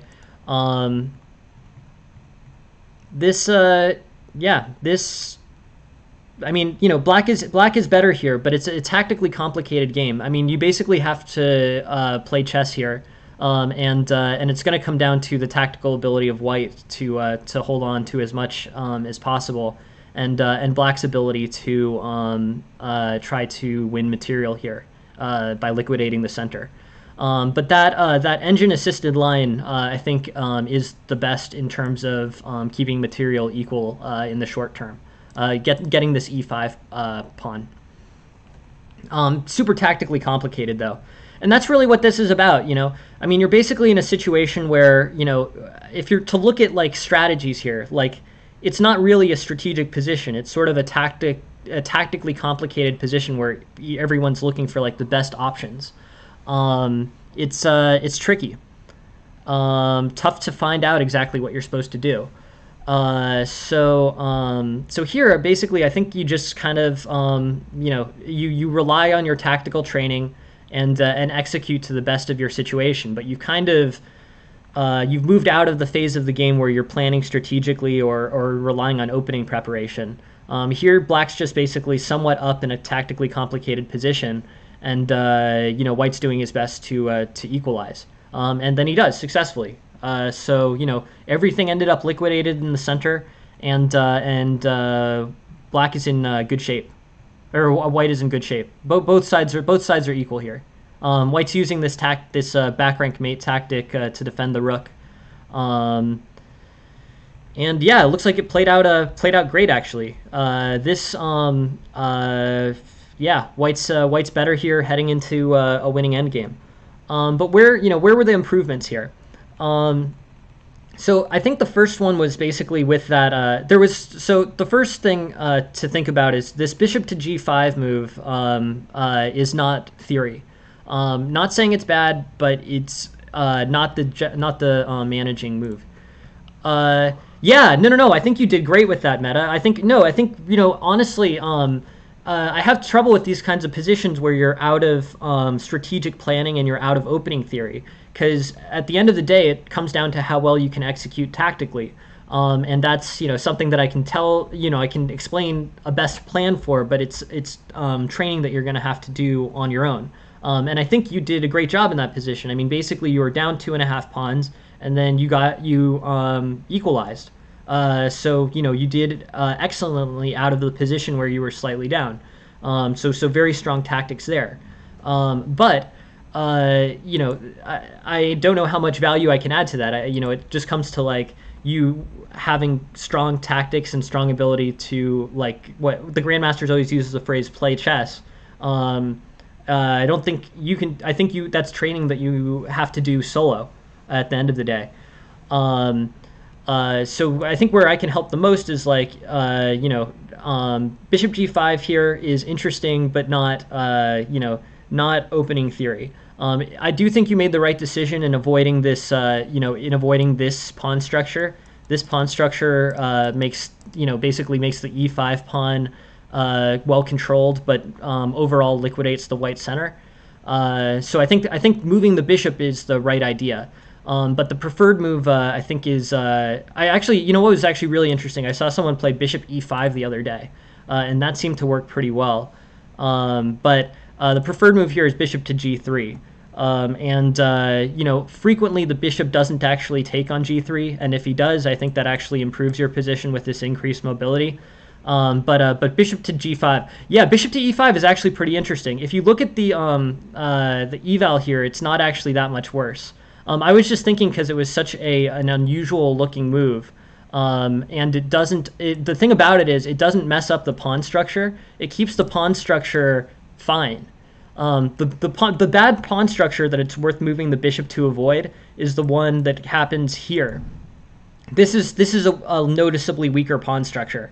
But what's actually funny about bishop to e5 is that its sides. So basically, I'm saying avoid bishop takes f4, pawn takes f4. That is not strong for white. But alternatives, bishop g3, bishop takes, pawn takes. That's fine. No problems there. Bishop takes d6 is also fine, but it moves black's pieces forward with queen to d6. But someone played bishop to e5, which looks super awkward, but actually works, because you retake with knight, and then you maintain this this healthy pawn structure. So I thought that was actually really funny when I saw that, because it actually solves a big problem there in an unusual looking way. I mean, you know, there are other reasons why it's probably not that great. Like, I think, you know, as a response, black might play like bnd7 or something like that. But it was actually surprisingly good. And that's sort of why I like doing these streams too, because I'm like, well, I would have never thought to do that. Like that's actually a really cool idea. And it was not in the opening book either. So I was like, really, that's actually really interesting. So I thought that was cool. Because it doesn't move the queen forward, and it doesn't double your pawns or mess up your pawn structure. But just so you know, that the book move is bishop takes g3, pawn takes g3, and you get this open rook file as compensation. So that's good. But I was actually, but bishop g5, to be fair, is fine. That's it. It recognizes this problem of weakening your pawn structure with bishop takes f4. So bishop g5 is fine, but I'm saying bishop g3 is book. And bishop e5 was an idea that isn't book and that I never would have thought of, but one of the people watching thought of, and I actually think is probably objectively not the best, but it's actually an awesome idea. It's actually a really cool idea, and it's funny. It's a novel way to solve a problem in the situation. Interesting. BND2 objectively worse than things like Queen E2 and C3 and the open Ruy Lopez. That's a pretty specific question. I'd have to. It's a good question, Mohammed. I'd have to know exactly which situation which Ruy Lopez line you were looking at. I don't have the move order memorized by number in the open Ruy Lopez, but yeah, I mean, Queen E2 in the Ruy Lopez is definitely playable in some lines. C3, depending if C3's... I always think of C3 as being played, by move 6 or 7 in the Ruy Lopez. So I'm sort of... I'd have to look at the line, Mohammed. But if you send me the line, I'll play through it and try to come up with a good answer for that. It's a good question, though. Thank you very much for asking it. So here, bishop G3 is book, probably objectively a little bit better. Yeah, but this plays out just fine for white. And then really the only, this e5 is interesting. Maybe, yeah, I think d5 probably is playable. I was wondering, the only thing I would think about is, yeah, but I think that's like move 7, or move like 7 or so, right? I'd have to look at the Ruy Lopez. I don't know the specific move order numbers, but I'm happy to look at it. In fact, we're actually good question, Mohammed. We're actually looking at Ruy Lopez tomorrow morning at 10 a.m.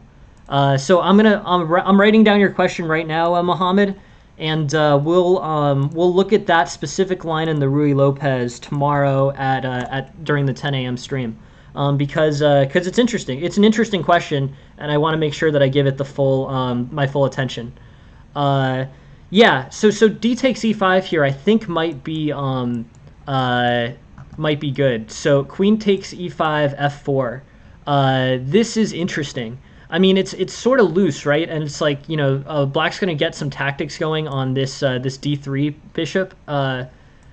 Yeah, no, for sure, Mohammed. I want to give that. It's a good question, and I want to give it, the right amount of time. So I was actually planning to do a Ruy Lopez rundown at the beginning of tomorrow's 10 a.m. stream, but I will make that question part of that rundown. So thank you very much. Always, everybody, just feel free to ask questions, and I'll try my best to answer them as well as I can.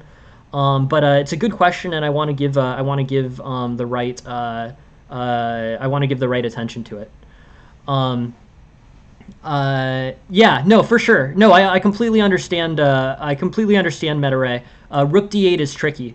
Rook d8 here, like, yeah. I mean, do you play? You look pretty good for white, right? Yeah, good point. I was thinking of doing the tactic the other way. I was thinking like bishop e2, but because bishop e2, because the queen doesn't really gain anything on taking, and then you just get the open file. But yeah, actually, I like your tactical response there better. Totally. No. I like your tactic. I like your tactic better. I was looking at bishop e2, but queen f3 I think is an even better way to play that. Rook d1. Yeah, awesome. Totally. No. Good suggestion. I think, but yeah. So this this basically controls the center for white. Queen d4, and then the threats on bishop d3, which is sort of what I think would makes that position look awkward. You can actually tactically deal with pretty well with what your suggestion is. Queen takes d3, rook d1, and white is in good shape here. Yeah, that's actually really interesting. So yeah, so the mainly the engine offers that as an improvement, but you can sort of see why this is better for white if white can get out of this pressure on d3. Like this center control is good. The pieces are all pretty well coordinated. You're probably going to get the d file with the rook, so this may be neutralizing the center here might be a better alternative. And then here, the c4 pawn, knight c4. After looking at it, was sort of an overrated move here. So spending the bishop, basically forcing this bishop onto this relatively unproductive diagonal here, is not as good as moving the bishop to the c2 diagonal and maintaining this thing, because knight c4 is actually dealt with pretty well by b3. That's the logic on bishop to c2 improvement. Yeah. No, I mean, none of it's so much easier in analysis, with the engine calculating all the tactics and the full ability to look at strategy without having the game be live. It's easy to see it's much easier to see these after the fact. But hopefully next time it'll be easier to see kind of the main line of strategy. Is f5 an idea for black? Yeah.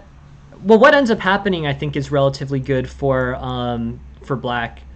I think f5 is an interesting move. I mean, it's challenging to white, right? So that's definitely that's definitely the case. I don't. But at the same time, it opens up black's king side. So it's possible. Let's say bishop to c2, and then f5 here. E takes f5. Well, I mean, also, yeah, no, for sure. So king h8 would have to probably go along with f5, because I do think that f5 weakens the king side. But here, and also, if the bishop plays to c2 as opposed to e2, then f5 isn't playable. But if the bishop goes to, or actually maybe f5 is playable. Pawn takes f5. Yeah, this looks playable. I think you have to trade off the c pawn for the d5 pawn first, and draw the e pawn away from from the defense of the f5 square. But f5, pawn takes f5, f5, and I think here, yeah, I think this is pretty good for black. It's yes. So the answer is Electric Horse. Thank you for asking the question. It's a good idea. It's a good idea. It does a lot to control the center for black. It just has the characteristic that it opens this long diagonal on the king, and you'll need to keep an eye on that as black maintaining your king safety. But yeah, totally, it's an idea for black. Good idea for black. It controls the center, puts pressure on the center. A little bit double-edged, but a good idea for black. So thank you for asking the question, Electric. But going back to the game, bishop to e2. Yeah, no, I agree, Electric. It's an interesting thing, but it is an idea, and it looks valid, and it has no refutation in the notation. Yeah, no, it's a good idea. It controls the center, but it does look risky. But I think it's a good idea. It controls the center, and king h8 is available. So, good question. So yeah, so here is one other improvement for white in this game. Bishop c2, knight c4 is pretty easily dealt with, and the amount of time that the knight would take after b3 and getting stuck on this rook file, bishop d3. So it's like, okay, you got the bishop, the white squared bishop for one of your knights, but now this knight is pretty displaced and not doing anything. So the knight c4 threat looks dangerous, but is not actually that valuable. And for that reason, keeping the bishop on this more productive set of diagonals is an improvement for white. And then I just want to go through this. Here, b4 I think was an overextension. The b4 pawn becomes loose and attacked by this queen. I understand wanting to take the c5 knight away from this outpost, but I think that should come either maybe with a3 as prep, maybe, or queen c1, and then, you know, not worrying about this knight. I guess, I don't know. Here with b4, you know, this problem of this loose pawn becomes more of a challenge to this knight than, you know, basically holding on to this pawn will become a liability for white. This pawn will become a liability for white. So I think probably not playing this pawn to b4 and making it a loose, more takeable pawn might be better. Like, it's worth, you know, the knight being outposted on c5 for a few moves is less of a problem than having a pawn that's isolated and attackable like this. So for that reason, I think not playing b4 and instead playing either the queen move or a queen move or a rook move here, I think those are an improvement over b4. So in terms of takeaways, I think, yep, probably. Yeah, no, I think a3 b4 is not actually the right solution. It was one that I was looking at, but I think it's not. I think this is not that great. I think instead it's more important to just avoid giving up b4 than it is to yeah, definitely some tactics here for sure. Yeah, it's super complicated tactics in the center actually. But I think b4 becomes too loose, and for that reason, just leaving the knight on c5 for a few more moves is less of a problem than b4 becomes for white. Is the main reason to not play b4. Yes, Jen drew it for me. Jen drew it for me, and it's awesome. It was really, really nice of Jen to draw that for me, and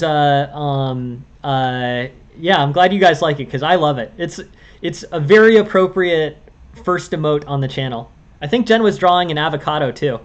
But yeah, no, I think I say tactics so much on this channel that that putting that as the emote that's usable on the stream is was very important and a great contribution by Jen.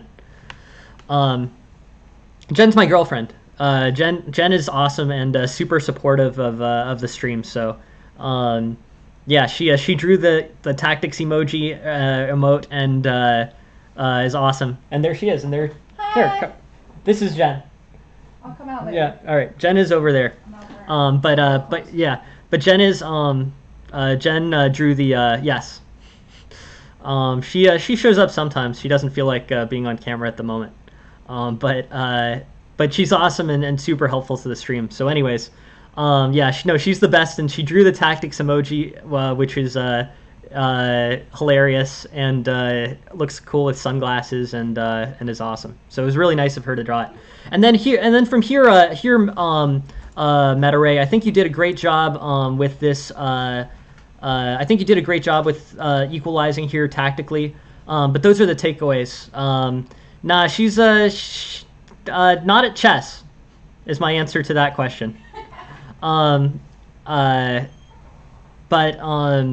This yeah, this so those are the takeaways.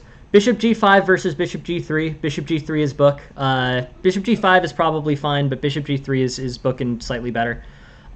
Here, basically, you know, neutralizing the center is an idea and probably an improvement. And then the third thing was I think bishop should go to c2 and maintain better diagonals, just because knight to c4 is is sort of a threat that looks more dangerous than it actually is. And then also this b4 move ends up causing some problems with the loose b4. So I guess I would say that the second of those, or the last two of those, are probably the most important. And to be honest, they're all things that only that analysis finds. But they're ideas that I think might be helpful in the future. So it's really tough to find any of these things over the game. But they're I think potential areas to focus on and consider when making decisions in future games. But I think after this, white plays excellently and does a great job tactically equalizing here. Really makes sense. Everything, basically clear off 2 pawns by utilizing this back rank threat with the rook. Awesome. And yeah, good shape for white here.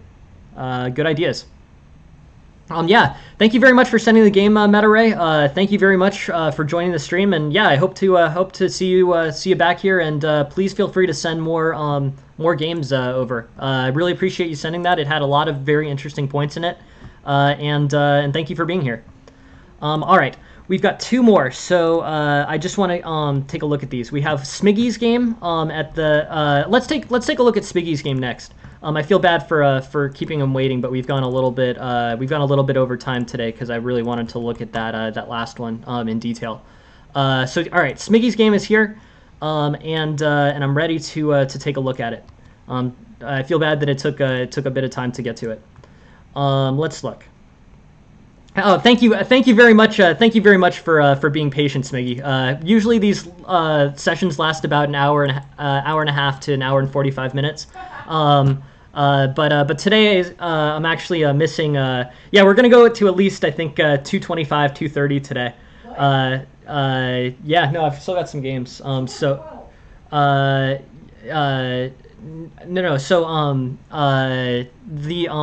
Sorry. Yeah, Jen is getting hungry for lunch. But no. We have 2 more games to go over, and thank you very much for being patient, Smiggy, for being patient, because I know that this one has gone on longer than they usually do. But I'm not doing one tonight, just in case anyone's watching. I'm going to do like a birthday party or thing with Jen He's got a fully vaccinated belated birthday party happening tonight, and he has no idea what it is, so feel free to guess in the comments. Yeah. But I will not tell you whether or not you were right. Thank you, Jen. But yeah, no, Jen is Jen's taking me out to a birthday thing tonight, so I'm not doing the normal 6:05 p.m. stream. But tomorrow we'll be back to normal. But I wanted to make up for it by going along today. Yes. I don't know where the location is either, to be completely honest.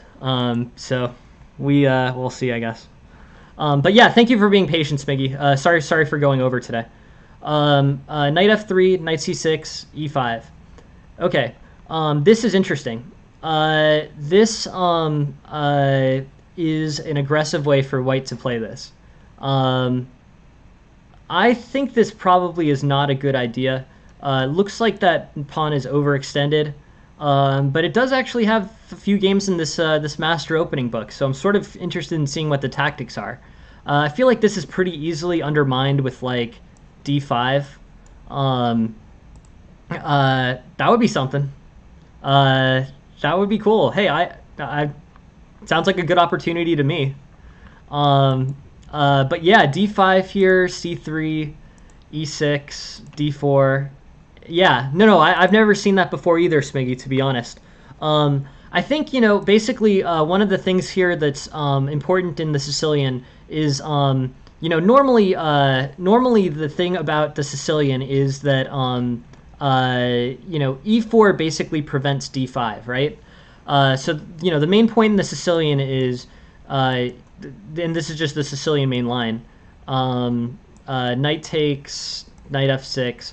d5 can never really be played very comfortably by, or say, not in this line. All right, e6. d5 is always a move that black wants to play and wants to play in a supported way. With e5, I think you can get this this conceptual d5 in very early. So e5 here, and then d5, and then pawn takes d6, d6. And the only move here that really successfully prevents d5 is c4. But even that's kind of not that great, because on c4, d5 gets played, pawn takes, queen takes d5, and here basically this this queen is vulnerable, but the queen pawn is isolated, so black's pawn structure is better. Basically, it's two pawn islands versus 3 here. So black's pawn structure is better in this case.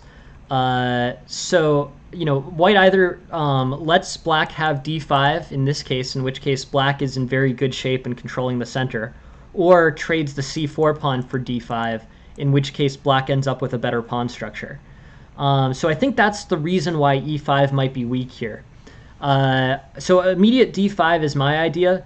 The engine is also looking at e6 and then like d5 on the next move. But this is a little bit more fractured. So like, pawn takes d6, bishop takes d6. I'm guessing this is still good for black, but it doesn't have quite the same amount of center control with the pawns that d5 has. Oh, thank you very much for the subscribe, Smiggy. Yeah, I really appreciate having you here, and thank you very much for joining the stream. Thank you, Electric Horse. I think the best way, the best way that we're trying to do now is just using the game submission section of the Discord. And here's the link to the Discord, Electric Horse. It's just feel free to submit as many games as really as many games as you want. Not 100, but 5. Submit as many games as you want within reason, and I'm super happy to do them on the streams. And yeah, just keep. I can always use more material. That's the best place for you. Or that's the best place for you to submit games there, Electric. Thank you very much for asking the question, and yeah, look forward to taking a look at games or lesson ideas that you want to send in. Yeah, no, thanks, Smiggy, and thank you very much for the subscribe, Smiggy. I really appreciate you joining the stream and appreciate you helping the stream by sending material. So the dragon is the dragon makes sense. So you're transposing it into the dragon, this looks, I think, objectively good for black here. E5 got overextended, and then black didn't make much of an effort to retain it. So here, standard. Sure. Yeah, absolutely, Electric. One other thing, just in case anyone's ever wondering about this, I'm totally fine if you guys want to watch the video on demand. My goal here really is just to try to make as much. And thank you very much, top of the list. Thank you very much for the follow. My goal here is really just to create free and available instructional chess content. That's sort of what my main goal here is. So always feel free to just watch video on demand. Every lesson that I do is up on video on demand on Twitch for at least 14 days. Ideally, it would be held there forever, but I don't really know how to do that super well. So basically, if you ever can't make a lesson, feel free to watch it video on demand on recording. That said, it's probably better if you come forward the lesson, just because you can tell me what your ideas are as we're going. I'll make your lesson the 10 a.m. stream for sure, Electric Horse. But also never feel bad about just watching video on demand or whatever. I'll do the analysis either way, the goal is just the free chess content. I'll make yours at 10 a.m. But not offended at all if if your game ever comes up for a 6 p.m. stream and you can't make it, or if anything about my schedule isn't good, you feel free to watch on demand. It's there for 14 days, and I would make it infinite if I could. Yeah, no, totally electric. Good, no, good question, and feel free. Yeah, but but the game you send electric, I will make a 10 a.m. for sure. Probably on I mean, depending on when you send it in, either tomorrow or the day after. But thank you very much for sending games to look at, Electric. I really appreciate it. Is E6 a good idea here? Yeah, probably. E6 is definitely a good idea in general. Yeah. I think yeah, E6 is a good general idea. The move, so Smiggy, so I think what you're doing is just fine. I think standard development here is good and strong for black. I mean you play the moves that make sense. Castles, d5, but I think the move here that I would put more focus on here is after this e5 pawn is gone. I think I would play d5. D5 makes the best, most pressing, control of the center. It basically supports e4 and gives black some space to develop. Both his bishop to d7, his bishop to, maybe f5 or g4 later. But d5 I think is the most challenging move that black can play here. A good way for black to improve his situation. Knight f6 is also fine. In general, but I think I get the names confused, to be completely honest, Electric. But e6 is a very common Sicilian line, and it helps support the move d5, which is the main, one of black's main strategic goals in the Sicilian is to control center square with d5. So here, yeah, I think d5 is probably the way to go. This really does give good. This does give good center control. Against the Sicilian, d5 can often be a very valuable move. Yeah, no, I should know the name. To be completely honest, I don't know the names all by heart. But yeah, I think you're right. I think the Taimanov would come out of d. I think it comes out of e6. Yeah, G6 is normally the dragon, and the Svenigan. They all have different. Sicilian Alpin is a white divergence. But yeah, so basically you've gotten a free pawn here, which is great, and then d5 is coming up soon, and is in I think a pretty good way for black to capture the center early.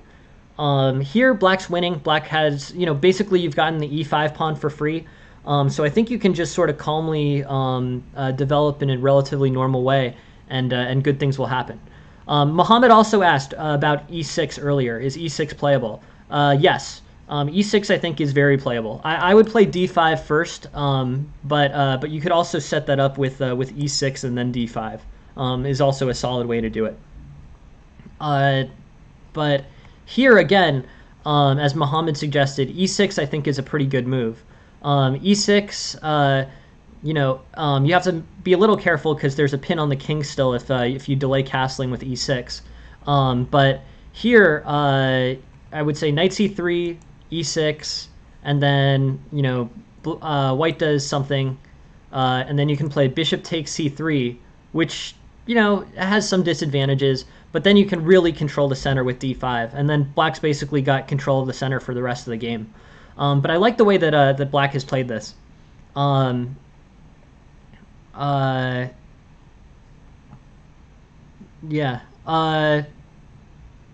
Interesting. Thanks. Yeah. Thanks, guys. Yeah. No. Thank you all very much for getting to 300 subscribers. Honestly, I'm mostly focused on the chess side, and I appreciate everyone joining in and contributing material to the stream and making the stream run smoothly and stuff.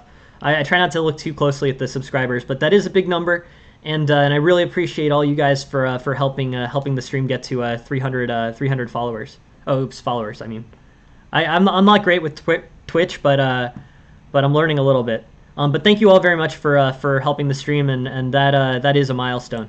So cool. Thanks all for your help on that. I really appreciate having you here and your interest. Um, yeah, so here, this basically controls the center for black for the rest of the game. Good shape. So e6, like Muhammad suggested, I think is a really is a good play here. Um, Bishop takes b2, wins material. The engine is suggesting e6. Okay. Right. So here, I think is a tactical improvement, in this game. The knight plays to d5, and I think this is mainly a tactical consideration. But knight, so you're making a choice with bishop takes b2 here. Bishop takes b2 is an interesting move, but the issue, but it's a trade for this e7 pawn. The bishop's defending the e7 pawn, and if you move the bishop off of this diagonal, white can take this this center pawn. So if bishop takes b2, knight takes e7, then it's check and the king has to move. And you've basically traded this b2 pawn for this e7 pawn. And I think because the e7 pawn is a center pawn, it's not necessarily the best trade for you. So for that reason, I think, basically this pawn for this pawn and the knight advancing to e7 is not the best trade. I think the best move instead is e6. So with e6, you have the pawn threatening the knight, so the knight has to move, and then the knight takes the queen, and the queen takes the knight. Yeah, and it activates his rook as well. It does fracture his pawn structure, but it fractures yours too. I mean, you fracture his into 3 pieces, and he fractures yours into 2 by taking the e7 pawn. But overall, I think that's not the best trade. I think maybe even keeping I think e6 and trading off the fianchettoed bishop for the advanced knight is better. Now trading the fianchettoed bishop for the advanced knight is also not a great trade in isolation. But the thing about it is that white's follow-ups are not that good, and they're going to allow you to follow up with the d5.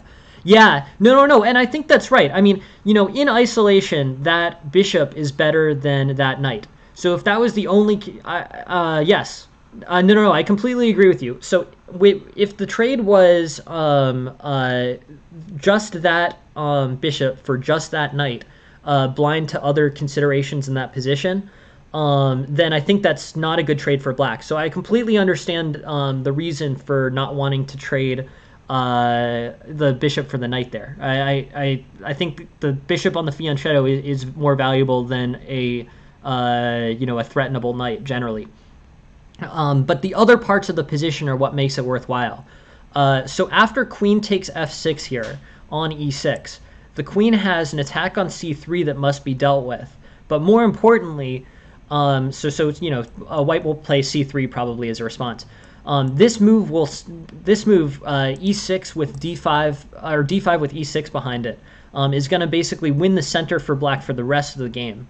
The bishop will go here, or the bishop could go here, but this is just this is a great pawn structure for black. This is gonna hold well, and like either however white tries to approach it, either with say like bg7, just a random developing move on the next turn. This is great for black. This is great for black, and black will control the center with this strong and flexible pawn structure for the rest of the game. So that's why it's okay to trade the knight for the bishop there. Not because that's actually a good trade, but because e6 d5 is such an incredibly strong pawn structure for black. The bishop will go somewhere and you can kind of chase it around or whatever. Maybe you chase it around this way and you get the bishop to b7. But the really important part, the part of this trade, so bishop's on f6, the part of this trade that makes it worthwhile is the ability to play d5 and control the center as black for the rest of the game. That's why it's good. And also there's a tempo associated with it because of this threat on b2 by the queen now. But overall, that trade, I mean, it's just complicated because there's like 1 or 2 good reasons against and 3 good reasons for, or something like that. As opposed to bishop takes b2, which is a trade of the b2 pawn for the e7 pawn. So this is like trade number one, and then this e6 trade, this knight for this bishop, c3 and d5. It's a very complicated trade with other considerations in it. This trade is actually much better, mostly because this pawn structure is going to be so valuable. Hey, thank you very much, Noiz, for the follow. I really appreciate it. Thank you very much for joining the stream, and yeah, happy to have you here. So e6, d5, c5. This pawn structure is gonna be solid for black and offsets the slight disadvantage of trading that knight for that bishop. That's the overall outcome of all that trading. What ends up happening is in practice you end up getting this excellent pawn structure anyways. You're in a very solid position. The black king side's a little bit loose and a little bit dangerous. You definitely have to be careful over here. But you're now up significant. You're up a full piece. I mean, significant amount of material, and black is not going to be able to come up with, or white's not going to be able to come up with a mate here. You're winning this game. You should win this game with precise tactical play. I like this. I think this is great for black. Yeah, so it's a win for black. Awesome. So in terms of improvements for this game, Smiggy, thank you very much for setting this game. E5 is a really weird move. I think early D5s are probably the best. I think the attack was probably just not. I think the attack just wasn't worthwhile. It wasn't good enough for white there. Black was in good shape and winning. But I'm just thinking in terms of takeaways from this game. I understand the dragon. The advantage that I would say here is d5, pawn takes d6, pawn takes d6, and then be prepared to play d5 the next move. I showed in that other situation, but having a strong center for black in the Sicilian is a really valuable thing. So here, so that's my first kind of advice. I think I would play for an earlier d5 here. Muhammad also suggested e6 and d5. I think that's also a good idea, but I would make more aggressive challenges to white center here, because seizing the center control for black in this opening I think is a really good idea. And then second takeaway here, I think there was a tactical improvement here. Bishop takes b2 allows for knight takes e7. In this knight takes e7 case, you've traded the e pawn for the b pawn. And I don't think that's I think that trade is sort of not that great. I think it's probably fine, but not an optimal trade. Interestingly, this trade, which gives up this fianchettoed bishop for this knight, is actually very good for black. Not because he traded the knight for the bishop, but because it generates an immediate threat on b2, and because black gets a winning pawn center out of this. The bishop has to go somewhere. But basically, this pawn center for black is almost unapproachable. C4, yeah, no worries. And I go over this very frequently on this stream, but I think it's the most important thing. The most important thing, I think, and the thing that I want to reinforce the most about chess is something that I unfortunately can't teach, and I don't think most teachers can teach it. But it's basically, about tactical strength. The biggest difference between a class player and an expert player is their ability to execute well tactically. There's a reason why the emote that Jen was so nice to draw for me is that tactics emote, and that's the only one we have. It's always perfectly timed. It's the most important thing. I think, basically there's multiple trainers that you can use to learn tactics. But in order to make to expert level player, your tactical vision really needs to be good. There's study plans, there's different programs that you can use, but the most important thing is to put the time in on tactics if you want to get the quickest return on study time for improvement. The tools that I recommend are either chess.com Puzzle Battle, chess.com Puzzle Rush, Chess Tempo. There's one that I like called CT-ART. It's this program right here. It's the one that I used improving. I think it's pretty good. It does tactics and modules. But there's many different tactics programs, and they all kind of cover the same content. But the main thing is that you put in the sufficient amount of time on tactics, Smiggy. I can't teach it. It's just homework that every master has done, every expert has done to a degree. It's how you improve from being a class player to being a expert or master level player. I would say probably an hour or two of tactics a day for a month, and you'll have very noticeable improvements in your game. But it's up to you which program to use. Either the chess.com ones I mentioned, or Chess Tempo is a free one. I heard Puzzle Storm is good in Lead Chess, or ChessBase modules, or that CT-ART program. They're all good, and they will really help your vision for things like yeah, no, I think that's where you will see the best returns. The important thing is really just to be consistent. You can come up, there's this one, I think it's called like the woodpecker theory or whatever. But the most important thing in my mind is, not which routine you choose, but really just that you put sufficient amount of time in. If you do an hour a day for a month, then you're good. If you have 2 hours a day for a month, then you're better. But you really need to put the time in. That's where you will see the best returns on your time. Every master has done it. Yeah, thank you very much, Smiggy. Here's the Discord, and yeah, no, I mean, if you do 2 hours of tactics a day, I would bet anything that in a reasonable period of time, 1 month, 2 months, 3 months, you're really gonna be able to tell the difference. It really matters. Then you can go back and revisit, opening theory and strategic thinking and positional play.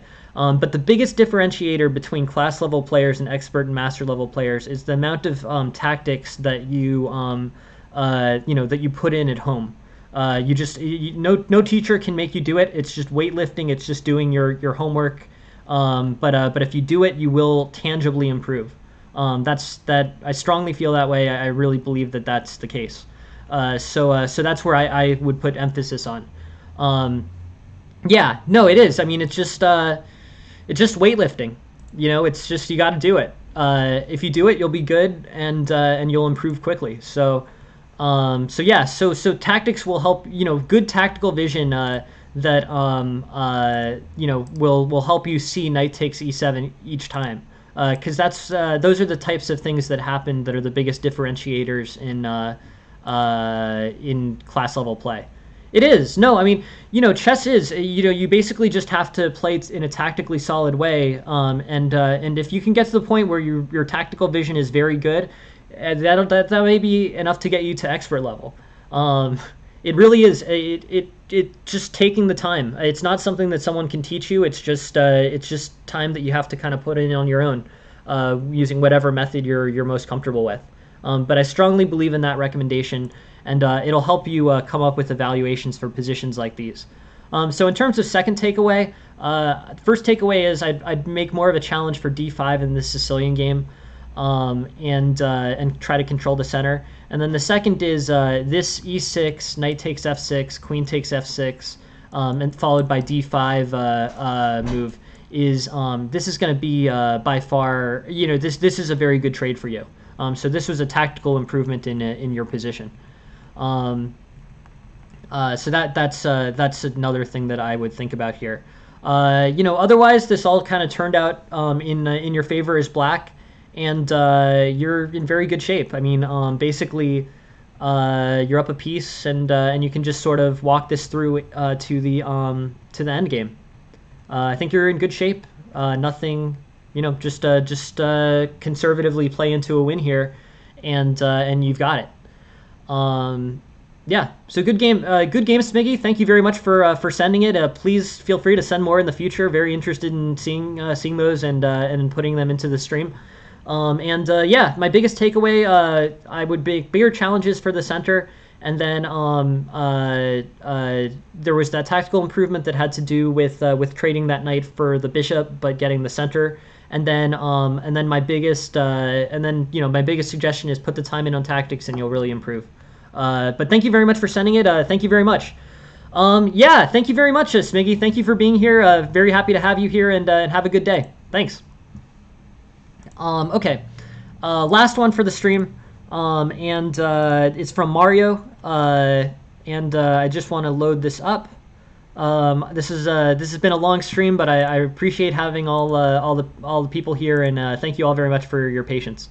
So last game of the day, because there's no stream tonight, and we'll be done.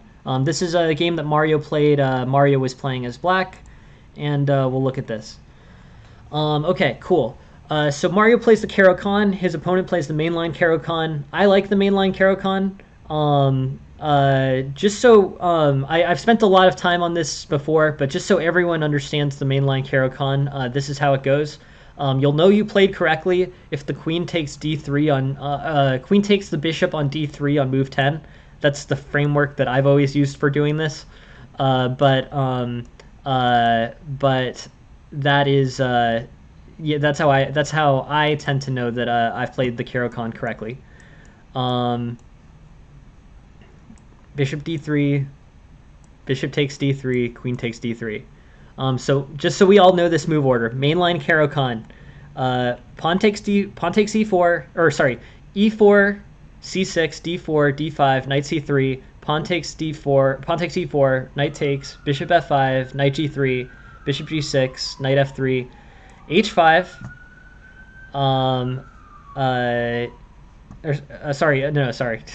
knight f3, knight d7, h4, h6, h5, bishop h7, bishop d3, bishop takes d3, queen takes d3. That is the mainline Karo-Kan. One more time, mainline Karo-Kan, e4, c6, d4, d5, knight c3, pawn takes, bishop f5, knight g3, bishop g6, h4, h6, knight f3, knight d7, h5, bishop h7, bishop d3, bishop takes, queen takes. And you'll know you've done it correctly because the queen takes the bishop on move 10. That is the mainline Karo-Kan. Yeah, sure. I'll add it for this week, Aphelion. Thanks. I'll add it. Yeah, I'll add it for tomorrow. During the 6:05 p.m. The 6:05 p.m. stream, Aphelion. Thank you very much for that. Yeah, no, thank you. Thanks for the ideas. Please, yeah, always keep them coming. It's this. Yeah, it's great. Super helpful. Yes. Or just want to make sure that it's yours. But yeah, it is. It is Tarash.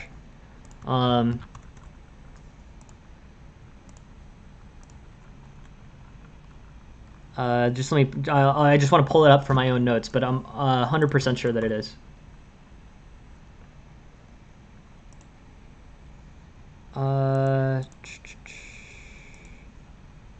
Okay, cool.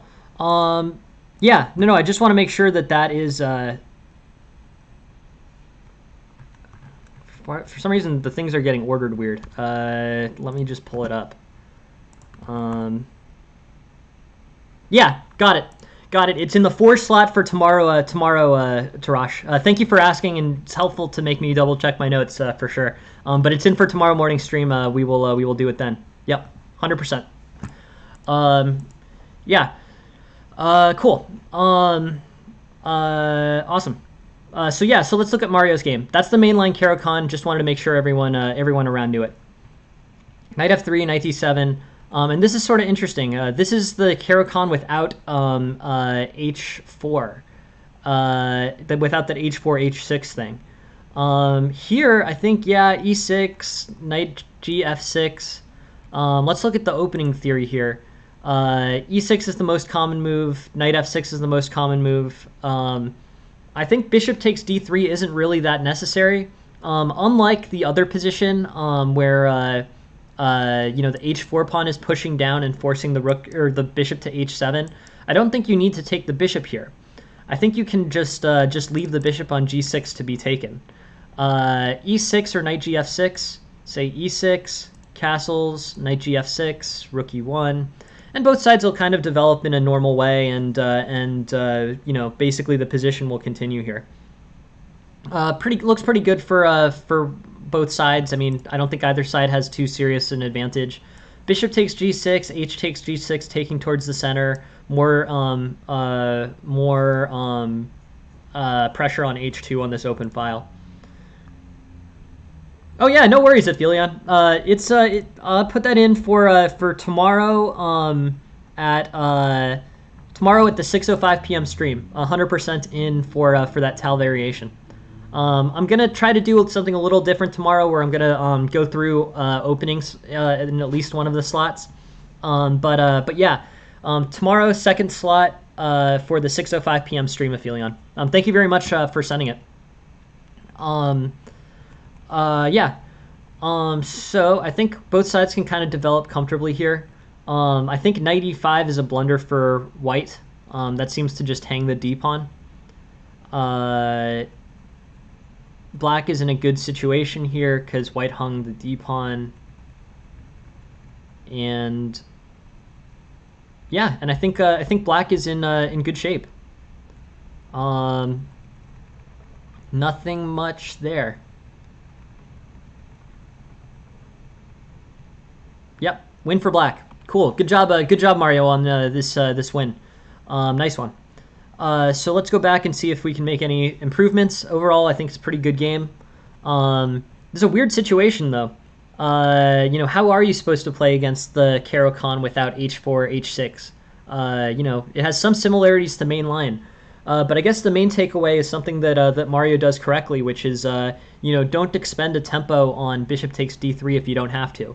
Make the bishop take on g6 and then improve your position and your mobility for your rook. That is the takeaway there. And then knight e5 was a blunder. And otherwise, I think black's playing a pretty good game. I want to look at the eval, but I think black's played this pretty accurately. I'm not seeing a whole lot of errors here. Knight takes e5 was a bad concept. That didn't work out for white. And overall, just yeah, solid game for black. Let's run the report. I bet this is a very accurate game for black. I wanted to look for an accuracy, and I think otherwise, black's played in a very intuitive way. White also helped him a bit because he put him in, but yeah, black's got a 95% accuracy. Let's look. Where are the mistakes here? I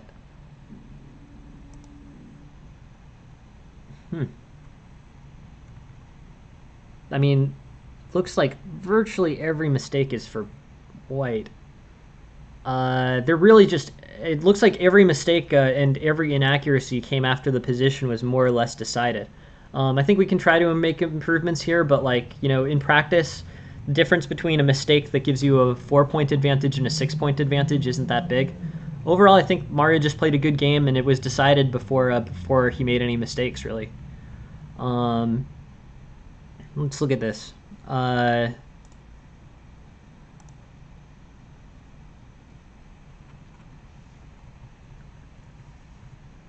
Knight takes, queen takes. Yeah. Yeah, no, I agree with that, Tarash. That's why I'm sort of like, the engine's counting all these mistakes, but it's like, mistakes that make the difference between -7 and -4, it's like, that's not really that important. The first mistake that the engine even finds here is king f8 versus a6. King f8 seems to just hang the a6 pawn, and there's nothing too dangerous here from king f8. So, I mean, they're all sort of volatile. It's yeah, but yeah, no. I mean, a 3-point difference between 7 and 4 is not a huge difference.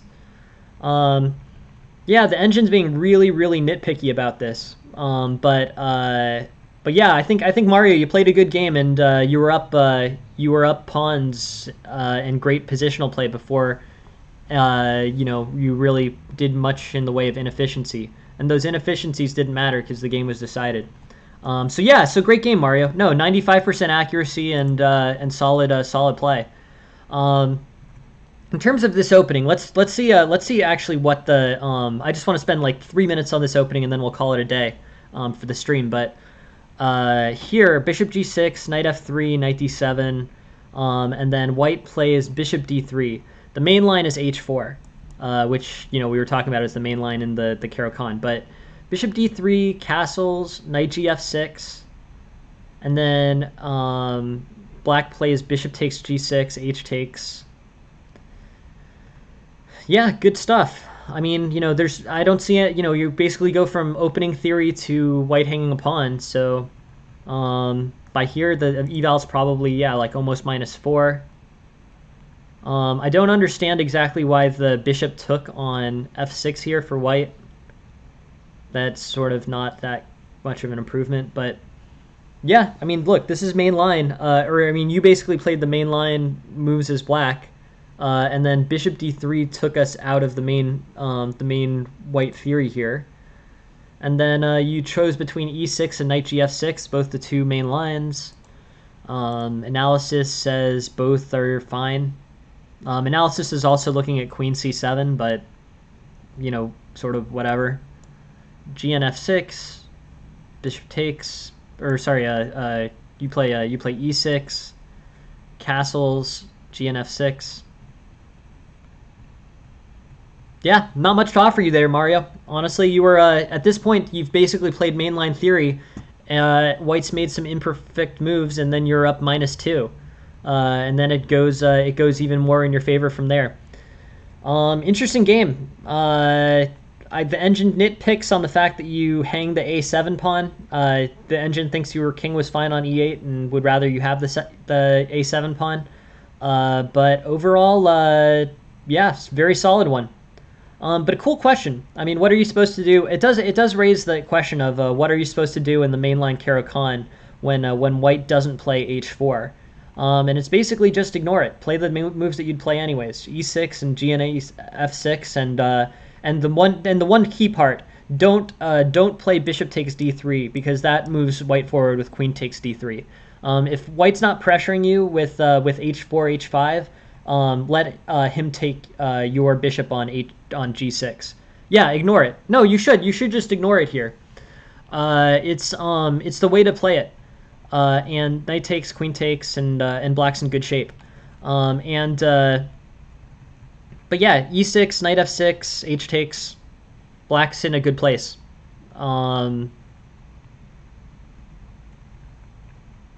I think maybe there, I guess I was thinking, and just to explain, why do you not take the bishop in this line and you do take the bishop in the h4, h5 line? Just to explain the theory behind that. It's just because here, h4, h6, hey, thank you very much for the follow, FFD.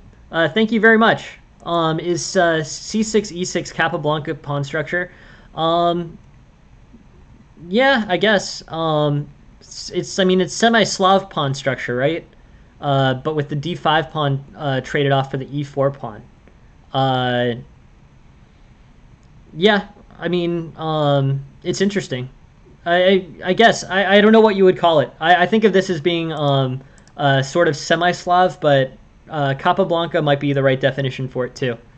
Not sure. Knight f7, h4, h6, h5, bishop h7, bishop d3. And why in this position does black take the bishop on d3? It's because the bishop taking on h7 doesn't help black in any way. If black ignores this, bishop takes h7, rook takes h7.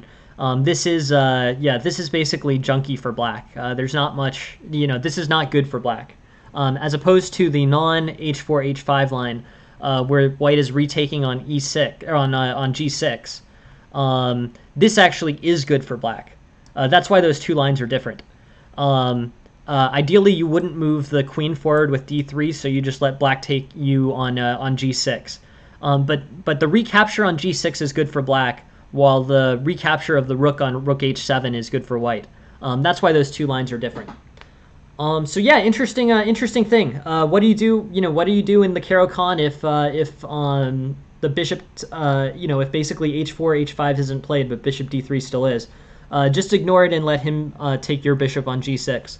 That's the answer to that question, and something interesting about this game. You played correctly and basically won the game pretty easily. Very accurate. Thank you very much for sending it, Mario. Good game. Very solid. And yeah, thank you all very much for being here. Went definitely long today, but there's no lesson tonight.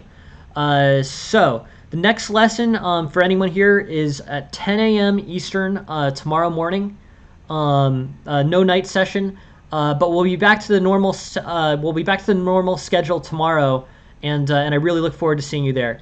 Thank you all very much for sending games and for talking in the chat. It's really it's great to have people who are interested, and it just makes the stream that much better. So thank you all very much for sending your games. I hope this was somewhat helpful, and I look forward. Yeah, thank you. No, thank you very much. Thank you very much for being here, MetaRay. Please keep sending material. I really appreciate you guys helping so much with the stream by sending material and just everything.